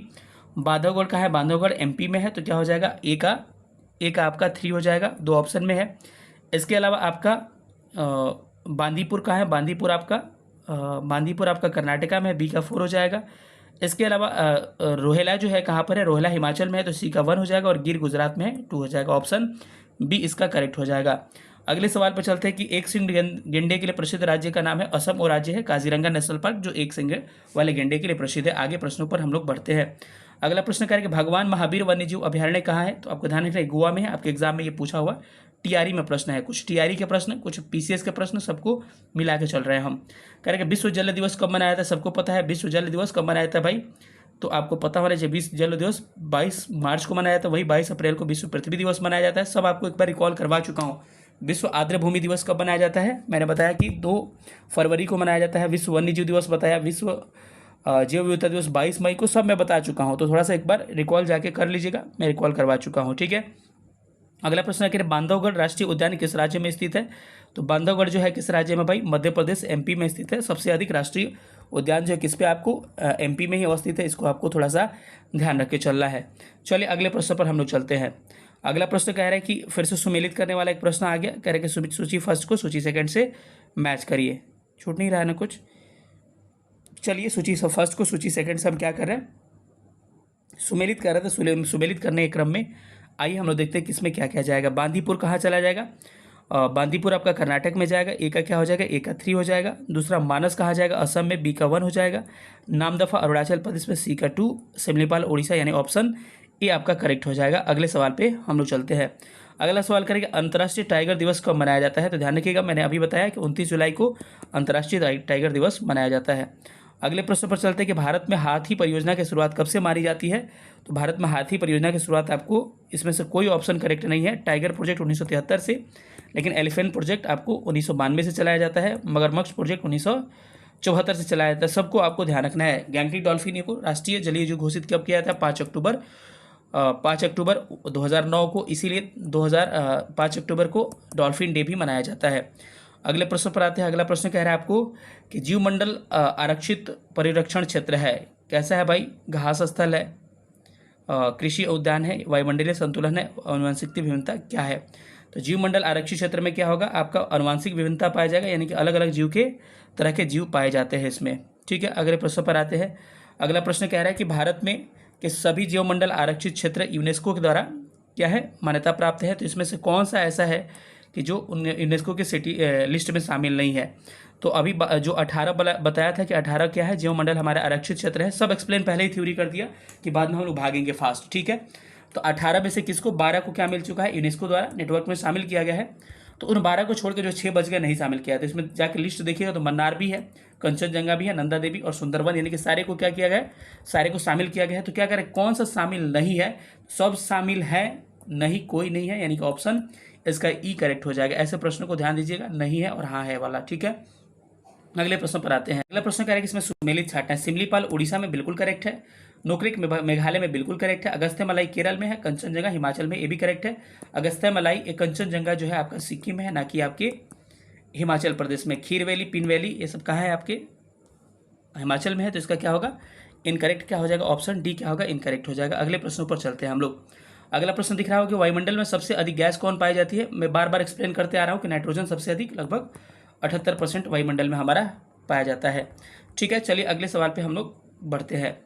अगला सवाल करेंगे पृथ्वी के धरातल से ऊपर वायुमंडल की परत का अनुक्रम बताइए। भाई 4 दिन से रट रहा हूँ इसी प्रश्न को, तो इसमें फिर से मैं नहीं रुकूंगा। ये इसका अनुक्रम मैंने क्या बताया था? यहाँ पर सबसे नीचे क्या है? क्षोभ मंडल, स्ट्रेटोस्फीयर है, ट्रोपोस्फीयर, उसके बाद समताप मंडल, स्ट्रेटोस्फीयर, उसके बाद से मेसोस्फीयर, उसके बाद से आयन मंडल है, उसके बाद से क्या हो जाएगा आपको? एक्सोस्फीयर है। तो इसको मैं बार बार पढ़ा रहा हूँ, तो इसका करेक्ट आंसर क्या होगा? इसका क्रम नीचे से ऊपर सजाना है, तो इसके हिसाब से आपका करेक्ट आंसर इसका क्या होने वाला है? करेक्ट आंसर सबसे नीचे क्षोभ होगा, क्षोभ के बाद से समताप होगा, समताप के बाद क्या होगा? मध्य होगा, मध्य के बाद आयन मंडल होगा। ऑप्शन इसका क्या होना चाहिए? ऑप्शन इसका मेरे ख्याल से सी करेक्ट होना चाहिए। तो सी इज राइट आंसर, ठीक है। अगले क्वेश्चन पर चलते हैं। अगला प्रश्न क्या कह रहा है सुनिएगा। अगले प्रश्न पे कह रहा है कि वायुमंडल की लंबवत संरचना में सबसे निचली परत कौन सी होती है? तो सबसे नीचे क्या होगा भाई? क्या बताने वाली बात है, इसीलिए कहते हैं इंग्लिश में भी याद रखिएगा। सबसे नीचे क्या होता है? ट्रोपोस्फीयर, जिसको क्षोभ मंडल कहते हैं, ठीक है। तो इसको थोड़ा सा ध्यान रख के चलिएगा आप लोग। अगला प्रश्न कह रहा है कि निम्नलिखित में से वायुमंडल के संस्तरों में एवं उनका अभिलक्षणों के बारे में कौन सा सुमेलित है? क्षोभ मंडल में मौसम संबंधी दशाएं बिल्कुल करेक्ट है, मैंने बताया था। समताप में ओजोन बिल्कुल करेक्ट है। आयन में पृथ्वी की सतह की रेडियो तरंगें परिवर्तित होती है, आयन मंडल में भी करेक्ट है। और मध्य मंडल में ज्योति ध्रुव, अस्ट्रेबला, बोरियलिस वगैरह, तो यानी क्या होगा? ज्योति ध्रुव। तो ऑप्शन ए करेक्ट हो जाएगा, ठीक है। अगले प्रश्न पर आते हैं, यानी कि सब सुमेलित था उसमें। अगले प्रश्न पर आते हैं, रेडियो तरंगों का विक्षेपण किस सेंसर से होता है। तो थोड़ा फास्ट बढ़ते हैं, सब पढ़ा चुका हूँ, ठीक है, पूरा मुझे जोश आ रहा है कि आपको मैं पढ़ा चुका हूँ। आयन मंडल, आयनोस्फीयर, करेक्ट आंसर। आपको भी आ रहा होगा जोश, इसीलिए थ्योरी पहले बता दिए, क्योंकि हर चीज़ें आपको क्लियर है तो डायरेक्ट क्वेश्चन करिएगा। समताप मंडल की ऊंचाई कितनी होती है? 50 किलोमीटर तक। कितना भाई? मैंने कहा था कि 0 से लेकर 18 तक क्या होगा? ट्रोपोस्फीयर, क्षोभमंडल 18 से 50 तक। समताप 50 से लेकर 80 तक। मध्य 80 से लेकर 640 तक क्या होगा? 640 तक आयन मंडल, और 640 से ऊपर एक्सोस्फीयर 1000 तक जाता है। इतना अच्छा से बता रहा हूँ 3 दिन से कि आपको याद होगा। पृथ्वी की सतह की ऊंचाई, इस सतह पर ओजोन परत की ऊंचाई मैं बताया था लगभग 15 से लेकर 20 किलोमीटर के बीच में। आप ऑप्शन के हिसाब से इसको टिक कर सकते हैं, इसका करेक्ट आंसर यही होगा। ठीक है, चलिए तो अगले प्रश्न पर चलते हैं। इसका करेक्ट आंसर ऑप्शन ए हो गया। मैं बताया था 15 से 20 ले सकते हैं या 20 से 35 कुछ भी होगा, लेकिन इसके बीच में ए आ गया तो इसीलिए हम ऑप्शन क्या रहे हैं, ऑप्शन ए को ही हम क्या करें, पिक रहे हैं, कर रहे हैं। ठीक है, तो अगले क्वेश्चन पर चलते हैं। अगला क्वेश्चन करेंगे, निम्नलिखित में से कौन सा परितंत्र का संगठक है? पारितंत्र का संगठक है कौन सा है भाई? पादप है, सूक्ष्मजीव है, जंतु है? इसमें क्या करेक्ट होगा? आंसर करें। इसमें सब होगा, उपयुक्त में से सब होगा, मतलब कि सारे सजीव है, इसीलिए क्या होगा? उपयुक्त में से एक से अधिक इसका करेक्ट आंसर हो जाएगा। अब अगला प्रश्न आपको दिख रहा होगा। अगला प्रश्न कह रहा है कि निम्नलिखित में से कौन सा लैंडफिल से उत्पन्न गैस होती है? लैंडफिल का मतलब कि जमीन में कुछ चीज़ हम लोग गाड़ देते हैं, उसमें से गैस निकलती है, तो मीथेन गैस होती है। मीथेन गैस का क्षेत्र भी बता दूंगा। पशुओं की जुगाली हो गई, धान की खेत हो गई, दलदलीय क्षेत्र हो गए, ये सब क्या है? आपके मीथेन के उत्पादित करने वाले क्षेत्र है, तो इसमें कोई ज़्यादा बड़ी बात नहीं है। अगले प्रश्न पर बढ़ते हैं। निम्नलिखित में से कौन सा जंगल में आहार श्रृंखला का प्रतिनिधित्व करता है? तो आहार श्रृंखला के मतलब सबसे पहले क्या, उसके बाद क्या, उसके बाद क्या, इस श्रृंखला को आपको बनाने के लिए कह रहा है। तो सबसे पहले पौधा, फिर पौधा को कौन खाएगा? सॉरी ये नहीं होगा। इसमें क्या होगा? सबसे पहले क्या होगा? पादप। पादप को कौन खाएगा? हिरन खाएगा, यानी पौधा को कौन खाएगा भाई? हिरन खाएगा। दूसरा हो जाएगा, हिरन को शेर खाएगा। तो इसका क्या होगा? करेक्ट आंसर क्या हो जाएगा? करेक्ट आंसर इसका ऑप्शन सी होने वाला है। सी इज राइट आंसर। चलिए थोड़ा सा और हम लोग आगे बढ़ते हैं। अगला प्रश्न कह रहा है कि पर्यावरण में प्लास्टिक की क्रिया द्वारा विघटित नहीं होता है। होता है नहीं, नहीं होता है। तो कौन सा इसमें विघटित नहीं होता है? तो इसका आंसर क्या होगा? मृतजोवी होगा, उसके बाद से परजीवी होगा, या फिर जीवाणु। तो इसमें से क्या होगा कि पर्यावरण में प्लास्टिक की क्रिया द्वारा विघटित नहीं होता है, तो इसमें से क्या होगा? एक से अधिक करेक्ट आंसर हो जाएगा। Option D is right answer. अगले प्रश्न पर चलते हैं। अगला प्रश्न कह रहा है कि ऊर्जा के स्रोत जो कार्बन की उत्सर्जन में वृद्धि नहीं करते हैं शामिल है। तो कार्बन के उत्सर्जन में कौन वृद्धि नहीं करेगा भाई? पवन चक्की करेगा क्या? ये भी नहीं करेगा। वृद्धि नहीं करते वो, तो कौन नहीं करता? पवन चक्की भी नहीं करता है। इसके अलावा आगे बात किया जाए तो नाभिकीय ऊर्जा, इससे भी नहीं होता है। सोलर सेल से भी नहीं होता। तो उपयुक्त में से एक से अधिक क्या होगा? करेक्ट आंसर हो जाएगा। यानी कि क्या है, आप बिल्कुल कोई नहीं करता है, यानी कि उपयुक्त में से क्या हो जाएगा? करेक्ट। ऊर्जा के जो स्रोत कार्बन उत्सर्जन में वृद्धि नहीं करते हैं, तो कौन नहीं करता है? 1 2 3, मतलब उपयुक्त में से एक से अधिक करेक्ट आंसर हो जाएगा। अगले प्रश्न पर आते हैं। कह रहे कि आहार श्रृंखला में शाखान्वित श्रृंखला क्या होती है? तो इसका आंसर हो जाएगा आहार जाल। इसका क्या हो जाएगा? आहार जाल इसका क्या हो जाएगा? आहार जाल साथियों, इसका करेक्ट आंसर आहार जाल हो जाएगा, यानी कि ऑप्शन बी राइट हो जाएगा। चलिए आगे बढ़ते हैं अगले प्रश्नों पर। अगला प्रश्न क्या कह रहा है? अगला प्रश्न कह रहा है कि हरे पौधों सूर्य के प्रकाश की ऊर्जा ग्रहण करते उसे खाद्य पदार्थों में परिवर्तित करते हैं। कितना? जितना मिलता है उसका 1%। अब 10% वाला रूल दूसरा था लिंडमैन, लेकिन 1% ये पौधों के बारे में बात करते हैं कि पौधा जितना एनर्जी लेता है उसका कन्वर्ट कितना करता है? मात्र 1% क्या करता है? कन्वर्ट करता है। अगले क्वेश्चन पर आते हैं। अगला प्रश्न कह रहा है कि चिपको के किसके नेतृत्व में क्या उनको मजबूती मिली थी? तो इसमें कौन हो जाएगा भाई? मजबूती मिली थी किसका? सुंदरलाल बहुगुणा के। बाकी और लोग का भी इसमें हाथ था, लेकिन सुंदरलाल बहुगुणा का क्या मजबूती मिला था? तो ऑप्शन इसका बी करेक्ट हो जाएगा। अगला प्रश्न कह रहा है कि आहार श्रृंखला में प्रथम पोषी स्तर क्या होता है? प्रथम पोषी स्तर क्या कहलाएगा? वैसा जो कि फर्स्ट स्टेज में होता है। कौन होगा? वैसा जीव जो कि स्वपोषी होगा, यानी कि खुद का खाना बनाएगा, वही ना पहले स्टेज पे आएगा। मैं आपको बताया था स्टेज यहाँ पर कि प्राथमिक में कौन आएगा? जो प्रकाश संश्लेषण करता है। तो स्टेज 1 में स्वपोषी आ जाएगा, यानी कि ऑप्शन इसका सी करेक्ट हो जाएगा। अगले प्रश्न पर आते हैं। कह रहे कि निम्नलिखित में से कौन सा पारिस्थितिकी तंत्र में गैसीय जैव भूरासायनिक चक्र नहीं है? तो इसमें इसका करेक्ट आंसर होगा, इसका करेक्ट आंसर आपका हो जाएगा साथियों, इसको ध्यान रखिएगा। इसका करेक्ट उपयुक्त में से एक से अधिक, ऑप्शन इसका डी करेक्ट होगा। तो क्या हो जाएगा? डी इसका करेक्ट आंसर हो जाएगा। अगले सवाल पे बढ़ते हैं। कह रहे कि निम्नलिखित में से कौन सा जीव क्लोरीन की उपस्थिति में सूर्य के प्रकाश उपयोग कर कार्बनिक अकार्बनिक पदार्थों को कार्बनिक में बदलता है? ये प्रश्न आपके टीआरई का प्रश्न है, ठीक है, लिखा भले नहीं। तो क्या हो जाएगा, कुछ जीवाणु हो जाएंगे, ऑप्शन इसका ए करेक्ट हो जाएगा। आगे हम लोग बढ़ते हैं, अगले क्वेश्चन पर आते हैं। मिथोग्लोबिनिया निम्नलिखित में से किसके द्वारा प्रदूषित होने के कारण होता है? तो इसका करेक्ट आंसर क्या हो जाएगा? इसका करेक्ट आंसर, ये बायो की तरह प्रश्न है लेकिन प्रदूषण में भी इसको हम क्या कर सकते हैं, सम्मिलित कर सकते हैं। तो इसका करेक्ट आंसर क्या होगा? इसका करेक्ट आंसर होगा कैम्बियम दिया हुआ, फास्फेट दिया है, नाइट्रेट दिया है, तो इसमें नाइट्रेट ऑप्शन सी इसका राइट आंसर हो जाएगा। अगले प्रश्न पर आते हैं कि पारिस्थितिकी तंत्र में ऊर्जा प्रवाह क्या होता है, किस दिशा में चलता है? तो आपको पता होना चाहिए ऊर्जा प्रवाह की जो दिशा होती है क्या होती है, एक दिशीय होती है, यानी यूनिडायमेंशनल होती है। तो ऑप्शन इसका ए करेक्ट हो जाएगा। अगले सवाल पर आते हैं, निम्नलिखित में से कौन सा द्वितीयक प्रदूषक है? तो द्वितीयक प्रदूषक आपको दिख रहा होगा कि ओजोन, पहले ही बताया था, द्वितीयक में कौन आ जाता है, ओजोन आ जाता है, O3। इसके अलावा पान आता है, पान के अलावा स्मॉग आता है, इसको छोड़ के सारे प्राथमिक हो जाएंगे। तो ओजोन क्या होगा, द्वितीयक हो जाएगा, पान द्वितीयक हो जाएगा, उपयुक्त में से एक से अधिक। लेकिन इस बार टीआरई वाले एग्जाम में ऐसा ऑप्शन दिया था जिसमें कोई था ही नहीं, ठीक है। चलिए अगले प्रश्न पर आते हैं। पारिस्थितिकी तंत्र में ऊर्जा प्रवाह का 10% नियम किसने दिया था? लिंडमैन ने दिया था, जिसमें नहीं था कि 1 लाख से कम होते 10% क्या होगा, आगे की तरफ बढ़ते हैं। चलिए अगले प्रश्न पर हम लोग बढ़ते हैं। अगला प्रश्न क्या कह रहा है, कह रहे कि भारत में उष्णकटिबंधीय वर्षा वन पाए जाते हैं। कहाँ पाया जाएगा भाई? ऑप्शन से ही लग रहा है कि उष्णकटिबंधीय वर्षा वन वही पाया जाएगा जहाँ सबसे अधिक क्या होगा, वर्षा होगा। तो ये पाया जाता है आपको, ये मैक्सिमम केरल में पाया जाता है, लेकिन केरल के अलावा कर्नाटक भी लिया था, तो उपयुक्त में से एक से अधिक हो जाएगा, ऑप्शन इसका डी सही हो जाएगा। अगले प्रश्न पर आते हैं। भारत में मीथेन का मुख्य स्रोत है, क्या है? धान का खेत जो है मुख्य स्रोत है। इसके अलावा दीमक हो गया, पशुओं के जुगाली हो गया, सबसे आपके मार्सीलैंड हो गया, दलदली भूमि मीथेन पाए जाते हैं। वायुमंडल के किस परत में तापमान सबसे कम होता है? बताइएगा। मध्यमंडल में, मैंने पहले ही चिल्ला के बोल रहा हूँ, -100 डिग्री सेल्सियस क्या होते हैं, मध्यमंडल में। बताइए सारा चीज़ मैं पढ़ाया हूँ कि नहीं? और जैसे पढ़ाया हुआ क्वेश्चन से आपके पढ़ाई हुई थ्योरी से प्रश्न बन रहे हैं ना, ऐसे एग्जाम में भी आपके सारे प्रश्न बनेंगे, लिख के रख लीजिएगा, अच्छा से आप रिवीजन करके जाइएगा। इस वीडियो को 2 बार 4 बार जितना देखना है देखिएगा, अधिक से अधिक शेयर भी करिएगा। अगला क्वेश्चन के क्रमी पोषी स्तर में विषाक्तता पदार्थों की सांद्रता वृद्धि कहलाता है। इसको क्या कहते हैं हम लोग? इसको जैव आवर्धन के नाम से जानते हैं, ऑप्शन इसका बी करेक्ट हो जाएगा। अगले प्रश्न पर आते हैं। निम्नलिखित में से क्या कह रहे हैं, निम्नलिखित में से कौन सा शुष्कतारंभी अनुक्रम में अग्रगामी प्रजाति के रूप में कार्य करता है? तो क्या हो जाएगा, इसका करेक्ट आंसर हो जाएगा आपका, जड़ी बूटी दे रखा है, मनुष्य दे रखा है, लाइकेन। तो इसमें से करेक्ट आंसर आपका होने वाला है लाइकेन, ठीक है, लाइकेन इज करेक्ट आंसर। अगला प्रश्न है, कह रहे कि रामसर सम्मेलन संरक्षण के बारे में आपको कहा गया था, तो किसके संबंध में था? तो रामसर सम्मेलन जो था आर्द्रभूमि यानी कि वेटलैंड साइट के संबंध में था। चलिए रामसर साइट्स के बारे में थोड़ा सा हम आपसे बात कर ले। याद रखिएगा साथियों कि रामसर जो था, पहला इसका सम्मेलन जो हुआ था 1971 में हुआ था। और ये रामसर कुछ नहीं है, ईरान में एक जगह है। क्या है? ईरान में एक स्थान जिसका नाम है रामसर। तो कहा जाएगा रामसर सम्मेलन पहला ईरान में 1971 में हुआ था। भारत पूछेगा कब शामिल हुआ था? 1982 में भारत शामिल हुआ था। वर्तमान में भारत में रामसर साइट की संख्या कितनी हो चुकी है? 82 हो चुकी है।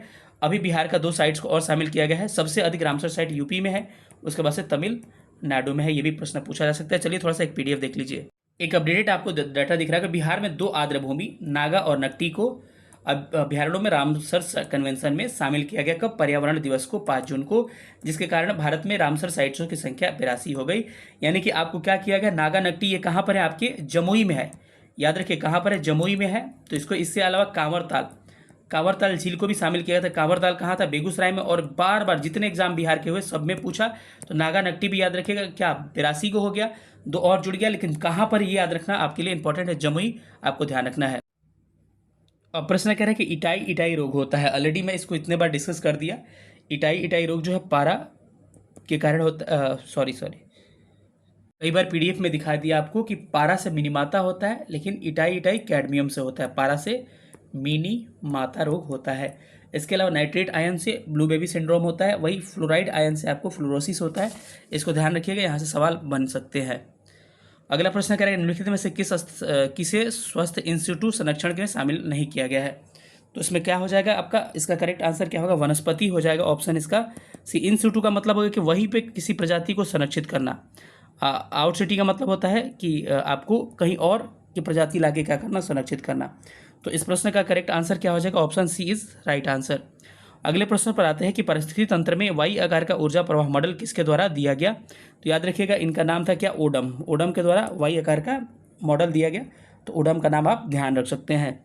ठीक है, अगले प्रश्न पर हम लोग चलते हैं। अगला प्रश्न कह रहा है कि सल्फर डाइऑक्साइड जो है प्रदूषित क्या करता है, ये लाइकेन को सूचित करता है।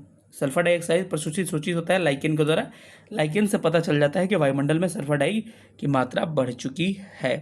अगले प्रश्न पर आते हैं। अगला प्रश्न कह रहा है सलीम अली अभयारण्य जो है कहाँ पर स्थित है, तो आपको पता है कि उपयुक्त में से कोई नहीं, क्योंकि जम्मू कश्मीर में स्थित है। ये सलीम अली कहाँ है आपके, श्रीनगर जम्मू कश्मीर में स्थित है। अगले प्रश्न पर चलते हैं। अगला प्रश्न कह रहा है कि IUCN मुख्यालय जो है IUCN का कहाँ पर है, तो स्विट्जरलैंड में है। मैंने आपको बताया था IUCN का मुख्यालय कहाँ पर है, स्विट्जरलैंड में अवस्थित है। तो इसका करेक्ट आंसर क्या होगा, करेक्ट आंसर ऑप्शन इसका डी इज़ राइट आंसर। तो इसको थोड़ा सा ध्यान रखिएगा। चलिएगा अगले प्रश्न पर चलते हैं। अगला प्रश्न क्या कह रहा है, प्रश्न संख्या 78 पे चलते हैं। एक पोषी स्तर से ऊर्जा का प्रवाह जो होता है दूसरे पोषी स्तर में कितना होता है, तो ध्यान रखिएगा दूसरे पोषी स्तर में ऊर्जा का प्रवाह जो होता है मात्र 10% होता है। ये किसका रूल है, लिंडमैन का 10% रूल इसे कहा जाता है। अगर पूछा जाए कितना परसेंट ऊर्जा जाता है, तो भाई प्रवाह 10%, तो कितना अवशोषित हो जाता है, ऐसे भी घुमा दे सकता है, आप 10% मत मारिएगा। अगर पूछा जाए कि ऊर्जा का प्रवाह कितना होता है 10%, तो शोषित कितना हुआ, 90% खत्म हो जा रहा है। तो ऐसे भी प्रश्न घुमा के पूछ सकता है कि कितना ऊर्जा खपत खत्म हो जाता है, तो 90% याद रखिएगा। ठीक है, अगला कह रहे हैं कि रियो पृथ्वी सम्मेलन 1992 एजेंडा 21 में निहित है क्या, तो इसको ध्यान रखिएगा आप। अब आइए कुछ चीज़ों को देखते हैं जो एग्जाम के लिए आपके इंपॉर्टेंट है। चीज़ें क्या है, स्टॉकहोम सम्मेलन कब हुआ था, 1972 में हुआ था। तभी से हम लोग 5 जून 1973 एक साल बाद से पर्यावरण दिवस मनाते हैं। पृथ्वी सम्मेलन 1992 से हुआ था। कहाँ पर, रियो डी जेनेरियो जो ब्राज़ील में है, यहाँ पर हुआ था। ठीक है, UNFCCC का फुल फॉर्म पूछ सकता है। UNFCCC का full form United nation framework convention of climate change, इसका फुल फॉर्म है। पूछ सकता है कि कोप क्या है, तो कोप को ध्यान रखिएगा, कोप कॉन्फ्रेंस ऑफ पार्टीज है। फर्स्ट इसका सम्मेलन होता है, ये कोप होता है 94 में, लेकिन पहला सम्मेलन जर्मनी के बर्लिन में होता है 1995 में। तब से COP 1 COP 2 चल रहा है। और पेरिस जलवायु समझौता COP 21 बड़ा इंपॉर्टेंट है, 2015 में हुआ था। COP 26 आपको ग्लासगो UK में हुआ था। COP 27 जो है आपका शर्म अल शेख कहाँ पे, मिस्र में हुआ था। इन सब बातों को थोड़ा सा आप ध्यान रख सकते हैं। इसके अलावा आपको दिख रहा होगा COP 27 शर्म अल शेख मिस्र में, COP 28 दुबई UAE में, और COP 29 बाकू अजरबैजान में होगा अब। ठीक है, अब आगे थोड़ा सा बढ़ते हैं, तो इसमें कुछ प्रोटोकॉल को देखते हैं, इंपॉर्टेंट है, बहुत ध्यान रखिएगा। मॉनिट्रियो प्रोटोकॉल 1997 में हुआ था। इसका एक लेख था, लेख का नाम याद रखिएगा, पूछ सकता है एग्जाम में। अवर कॉमन फ्यूचर UPPCS में पूछा जा चुका है। और मॉनिट्रियो प्रोटोकॉल किससे संबंधित था, ओजोन परत से, तो ओम याद रखिएगा। ओम, ओ मतलब कि ओ ओजोन, एम मॉनिट्रियो। ठीक है, क्योटो प्रोटोकॉल 1997 में किससे संबंधित है, ग्रीन हाउस गैस से संबंधित है, और कार्बन क्रेडिट की अवधारणा इसमें दी जाती है। थोड़ा सा इसको ध्यान रखिएगा। तो प्रश्न कह रहा है कि रियो जेनेरियो सम्मेलन 1992 जो है एजेंडा 21 जिसे कहते हैं, वो एजेंडा 21 कहते हैं, क्योंकि 1972 के बाद से 20 साल के बाद हुआ था, तो इसके एजेंडा 21। तो इसमें क्या निहित है, तो पर्यावरण संरक्षण, वैश्विक सतत विकास और विश्व शांति भी कह सकते हैं। उपयुक्त में से एक से अधिक इसका करेक्ट आंसर हो जाएगा। चलिए अगले प्रश्न पर चलते हैं। अगला प्रश्न कह रहा है कि रियो 20 जो इसका पत्र था, इसका शीर्षक क्या था, तो the future we seek, the future we have, the future we see, the future we want, क्या था इसका, ये था। ठीक है, इसका शीर्षक था। अगले प्रश्न पर आते हैं। राष्ट्रीय अभियांत्रिकी शोध संस्थान, जिसको हम लोग नेरी के नाम से जानते हैं, नेरी पहले मैं पढ़ा चुका, 1958 में बना था। इसका मुख्यालय कहाँ है, नागपुर में। पहले मैं बार बार चिल्ला के आपको स्टार्टिंग में ही बताया, नेरी ऑप्शन सी हो जाएगा। ठीक है, अगला प्रश्न आते हैं कि UNEP का मुख्यालय कहाँ है, यूनाइटेड नेशन एनवायरमेंट प्रोग्राम की। इसका स्थापना 1972 में होती है, केन्या के नैरोबी में क्या है, इसकी हेडक्वार्टर है, ध्यान रखिएगा। अगले प्रश्न पर आते हैं। अगला प्रश्न करके भारत में पर्यावरण संरक्षण अधिनियम जो पारित हुआ था, कब हुआ था, तो याद रखिए, पहले अभी बता चुका हूँ, 1986 में पर्यावरण संरक्षण अधिनियम भारत में पारित हुआ था। अगला कार्य कि नेशनल ग्रीन ट्रिब्यूनल यानी कि NGT की स्थापना 2010 में होती है। प्रकाश श्रीवास्तव अभी क्या है, इसके अध्यक्ष है, 2010 याद रखिएगा, यानी कि 2010 इज करेक्ट आंसर। पर्यावरण संरक्षण से संबंधित है ये भी। निम्नलिखित में से पारिस्थितिक संबंध का अध्ययन क्या होता है, किसके बीच में भाई, तो इसका करेक्ट आंसर क्या होगा, पारिस्थितिकी निम्नलिखित में से बीच पारस्परिक संबंध है जीव और वातावरण के बीच में, यानी कि ऑप्शन इसका ए करेक्ट हो जाएगा। अगले प्रश्न पर आते हैं। पारिस्थितिकी तंत्र की संकल्पना को प्रस्तावित किसने किया था, तो मैं बताया था कि ट्रांसले, पारिस्थितिकी तंत्र ट्रांसले। ठीक है, पारिस्थितिकी तंत्र किसने दिया था, ट्रांसले ने दिया था, जिसको हम इकोसिस्टम के नाम से जानते हैं। ठीक है, एजी ट्रांसले प्राकृतिक एजी हैकल जो था, हैकल किसका दिया था? पारिस्थितिकी का यानी कि इकोलॉजी का दिया था। सबको आप ध्यान रखिएगा। अगले प्रश्न पर आते हैं, निम्नलिखित में से एक कृत्रिम पारितंत्र कौन सा है? दो तरह का पारितंत्र बताए थे, एक प्राकृतिक, दूसरा कृत्रिम। तो एक कृत्रिम पारितंत्र पूछा है, तो वन प्राकृतिक है। इसके अलावा अगर आते हैं तालाब, तालाब क्या है? तालाब भी एक तरह का क्या है? कृत्रिम है, तो तालाब भी हो जाएगा। और खेत जो हम बनाते हैं ये भी क्या है? कृत्रिम है। तो इसका आंसर क्या होगा करेक्ट? तो चलिए क्या हो जाएगा इसमें, बस खेत जो होगा क्या है? खेत आपका क्या है? कृत्रिम है। बाकी तालाब, वन, ये सब क्या है? प्राकृतिक। तो ऑप्शन इसका बी करेक्ट हो जाएगा। अगले प्रश्न पर आते हैं। अगला प्रश्न आपको क्या कह रहा है? कह रहे हैं कि निम्नलिखित में से विश्व कौन सा विश्व का सबसे विशालतम पारिस्थितिकी तंत्र है? तो मैं पहले चिल्ला चिल्ला के बोल रहा हूँ, सबसे अस्थायी और सबसे विशालतम क्या है? समुद्र है। तो ऑप्शन क्या होगा? ऑप्शन इसका ए वाला क्या हो जाएगा? करेक्ट हो जाएगा। Option A is right answer. अगले पे आते हैं कि भारत में पारिस्थितिक असंतुलन निम्नलिखित में से के कारण क्या है? मतलब प्राकृतिक संतुलन गड़बड़ क्यों हो रहा है, उसकी गड़बड़ होने का रीजन क्या है? तो उन्मूलन मतलब वनों की कटाई बिल्कुल सही है, मरुस्थलीकरण बिल्कुल सही है, बाढ़ एवं अकाल। इसमें से क्या होगा? प्रमुख कारण पूछा है ना कि भारत में पारिस्थितिक असंतुलन का निम्नलिखित में से कौन सा एक प्रमुख कारण है? तो मेन कारण अगर कहा जाए, अगर एक ऑप्शन अगर सिलेक्ट करने के लिए कहें आपको, तो यहाँ पे एक लीजिएगा। तो एक क्या हो सकता है? एक आपको वन उन्मूलन हो सकता है, लेकिन कह रहे हैं कि प्रमुख कारण बोला है। ठीक है, तो प्रमुख कारण वन उन्मूलन है। बाकी कहता है कि कौन कारण है, तो सब कारण थे। ठीक है, लेकिन प्रमुख कारण, तो ऑप्शन इसका ए करेक्ट हो जाएगा। अगले सवाल पर आते हैं। अगला सवाल कह रहे हैं कि पारिस्थितिकी तंत्र में जैविक घटकों में कौन उत्पादक होता है? तो आपको पता है कि जो खाना बनाएगा वही उत्पादक होगा। तो इसमें क्या होगा? हरे पौधे क्या हो जाएंगे? हरे पौधे क्या होगा? इसका करेक्ट आंसर हो जाएगा। अगले सवाल पर चलते हैं। अगला सवाल करेंगे, पारिस्थितिकी निकाय में कौन सा ऊर्जा का प्राथमिक क्या है? स्रोत है। तो प्राथमिक ऊर्जा का स्रोत सूर्य है, क्योंकि सूर्य से ही क्या होता है? पौधा भी खाना बनाता है। तो इंपॉर्टेंट प्रश्न है, ये याद रखिएगा। Option C is right answer. ठीक है, अगले क्वेश्चन पर चलते हैं। नंबरिंग इधर उधर हो गया है, कोई बात नहीं है। ठीक है, अगर कह रहा है अगला प्रश्न कि पारिस्थितिकी तंत्र में एक पोषी स्तर से दूसरे पोषी स्तर में जो स्थानांतरण होता है, तो ऊर्जा घटती है कि बढ़ती है? मैं कह रहा हूँ कि घटती है, और इसको मैं प्रूफ करके दिखाया भी था आपको।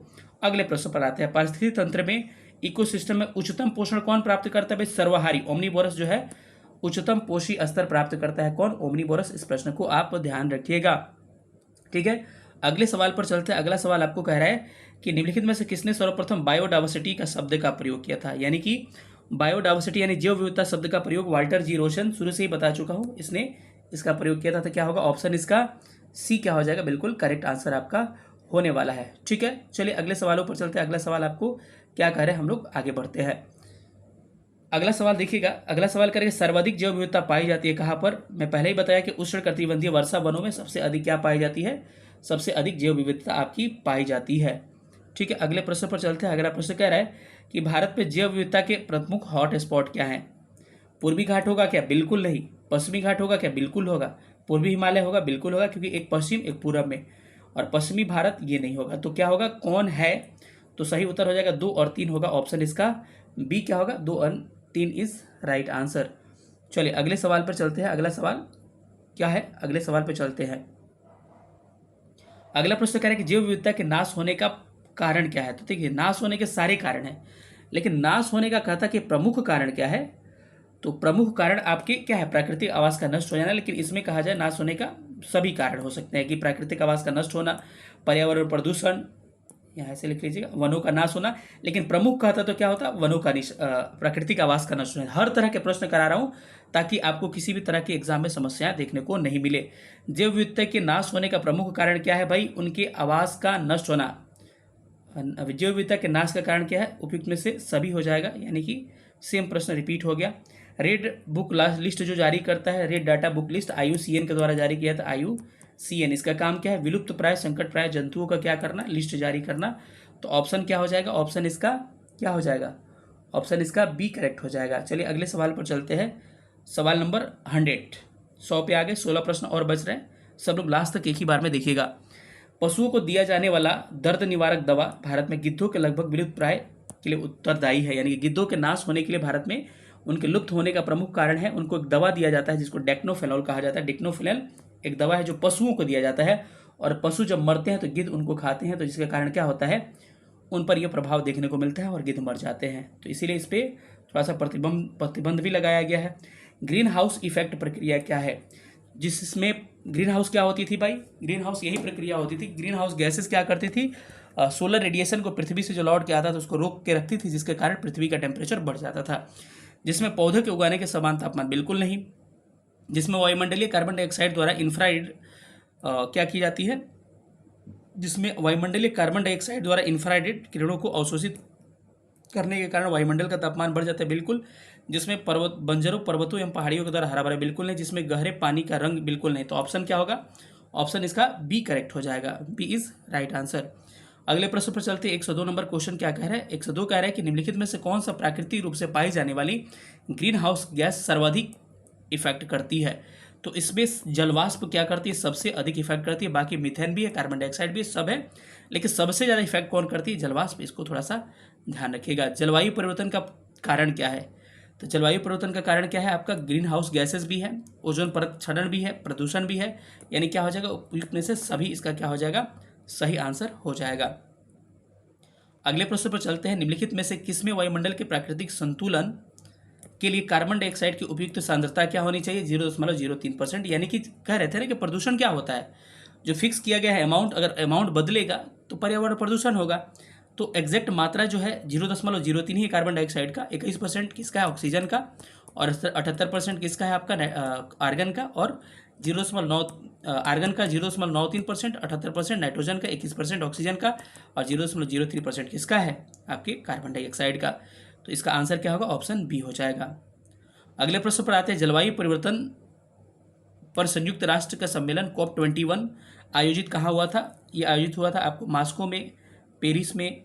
कहाँ पर? पेरिस जलवायु समझौता कहते हैं 2015 में आयोजित किया गया था।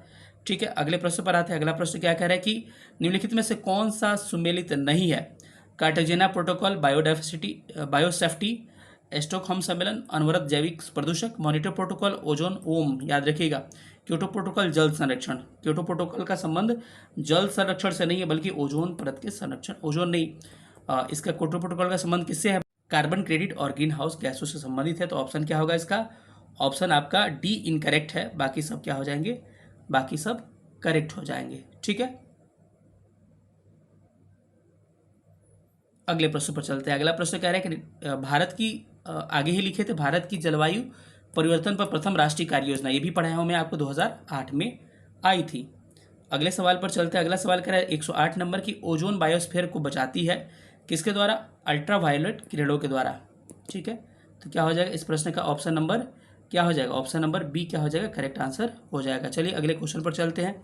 सवाल नंबर 109 कह रहा है कि निम्नलिखित में से कौन सी गैस है ओजोन परत के हादसे के लिए उत्तरदायी है?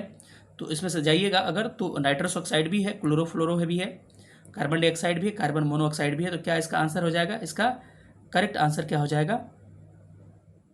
करेक्ट आंसर उपयुक्त में से एक से अधिक क्या होगा? सही आंसर हो जाएगा। ठीक है, 110 नंबर प्रश्न कि भारत में हाथी परियोजना की शुरुआत कब की गई थी? 1992 में की गई थी। ऑप्शन में है ही नहीं। टाइगर प्रोजेक्ट्स 1973 में, वहीं क्रोकोडाइल प्रोजेक्ट यानी मगरमच्छ परियोजना 1974 में। इसमें ऑप्शन में नहीं होने के कारण उपयुक्त में से कोई नहीं क्या हो जाएगा? करेक्ट आंसर होने वाला है। चलिए अगले प्रश्न पर आते हैं कि कह रहे हैं कि मोटर से निकलने वाली निम्न में से कौन सा एक मुख्य प्रदूषक है? मैं बार बार कह रहा है कि सबसे अधिक और सबसे विषैले प्रदूषक को कहते हैं कार्बन मोनोऑक्साइड। तो ऑप्शन क्या होगा? ऑप्शन बी करेक्ट आंसर हो जाएगा। अगला प्रश्न कह रहे हैं निम्नलिखित में से कौन सा अम्ल वर्षा के लिए उत्तरदायी है? मैं कह रहा था कि नाइट्रोजन डाइऑक्साइड, सल्फर डाइऑक्साइड ऊपर जाता है, बना देता है HNO3, और ये बनाया जाता है क्या? सल्फ्यूरिक अम्ल SO4। सबसे अधिक ये मात्रा होती है, इसी को कहते हैं हम लोग ओजोन, इसी को कहते हैं अम्ल वर्षा। तो इसके लिए carbon dioxide, carbon monoxide, propane, nitrous oxide और सल्फर डाइऑक्साइड, यानी कि ऑप्शन डी करेक्ट हो जाएगा। चलिए अगला प्रश्न आते हैं, किसी जल क्षेत्र में BOD का अधिकतम संकेत देती है, इसका अर्थ क्या हुआ? इसका अर्थ हुआ कि BOD का अधिकतम संकेत का मतलब है जल क्या है? प्रदूषित है, यानी कि सीवेज से प्रदूषित है। तो इसका आंसर क्या होगा? करेक्ट आंसर इसका बताइए कि क्या होने वाला है? यानी कि सीवेज से जल क्या है? ये प्रदूषित है, इसका मतलब यही हो जाएगा। तो ऑप्शन क्या होगा? Option C is right answer. Bhopal gas त्रासदी में संबंधित कौन सा गैस है भाई? मिथाइल आइसोसाइनेट गैस है। कब हुआ था भोपाल गैस त्रासदी? 2-3 दिसंबर 2-3 कहा जाता है 1984 में यह हुआ था, मध्य प्रदेश के भोपाल में। अगले प्रश्न पर आते हैं। अगला प्रश्न कह रहा है कि स्वचालित वाहन निर्यातक सबसे अविशित धातु प्रदूषित कौन करता है? उसमें सबसे अधिक धातु प्रदूषित करने वाला कौन है? तो कापर दिया है आपका, उसके बाद से लेड दिया है, कैडमियम दिया है, तो इसका आंसर क्या होगा? तो याद रखिए लेड निकलता है, यानी कि शीशा। स्वचालित वाहनों से हम लोग को लेड निकलता है। अगले प्रश्न पर आते हैं। अगला प्रश्न कह रहा है कि निम्नलिखित में से कौन सा द्वितीय प्रदूषक नहीं है? नहीं है कह रहा है, तो पान भी है, पीएन पान भी है, स्मॉग भी है, ओजोन भी है, सल्फर डाइऑक्साइड नहीं है, तो ऑप्शन इसका सी हो जाएगा। इसी के साथ थैंक्स फॉर वॉचिंग। और मैं आपको दिखा दूं कि टाइम कितने हो रहे हैं। मैंने स्टार्ट किया था वीडियो कितने बजे, टाइम अभी आपके बज रहे हैं आपके रात के 1:35 हो रहे हैं। तो कम से कम इस नाते भी सही, लगातार इतने क्लासेस लेने के बाद से, इतने अटेंड करने के बाद से, आपका कंटेंट प्रिपेयर करने के बाद से लगातार ऊपर टाइम आपको दिख भी रहा होगा, 1:35 हो रहा है रात के, और वीडियो स्टार्ट हुआ शूट करना लगभग 11:15 के करीब में। ठीक है, तो सेशन देखने के लिए धन्यवाद। अधिक से अधिक वीडियो को शेयर करिएगा, अधिक से अधिक लाइक करिएगा, ताकि मुझे भी लग रहा है कि मोटिवेशन मिल सके और सब चीज़ का मैं सेकंड पार्ट ला सकूं। लेकिन ईवीएस का एक ही पार्ट आएगा और एक पार्ट में ये पूरा खत्म हो गया आज ईवीएस। ये संपूर्ण मैराथन मात्र एक वीडियो में ही था और लेट हुआ, लेकिन सही है। लेट क्या हुआ, 7-8 दिन बचा हुआ है, रिवीजन आप आराम से करते रहिएगा। अब एक टॉपिक बचा है जिसको कहते हैं कि जो पूछा संभववाद वगैरह पूछ रहा है, उसका अलग मैं सोच रहा हूँ कि एक वीडियो बना दूँ। ठीक है, क्या इस पर वीडियो मुझे बनाना चाहिए? आप कमेंट करके बताइएगा कि संभववाद वगैरह पूछ रहा है जो, इस पर क्या प्रश्न बनाना चाहिए, यथार्थवाद पता नहीं क्या क्या पूछ रहा है, मानव भूगोल का, उस पर वीडियो बनाना चाहिए कि नहीं। ठीक है, मिलेंगे अगली वीडियो में, तब तक अपना ख्याल रखिएगा। सेशन देखने के बहुत बहुत धन्यवाद। अच्छा से पढ़ाई करेगा, डरने की कोई बात नहीं है, हम हैं तो फिर किस बात का गम है। थैंक यू सेशन देखने के, थैंक यू, जय हिंद।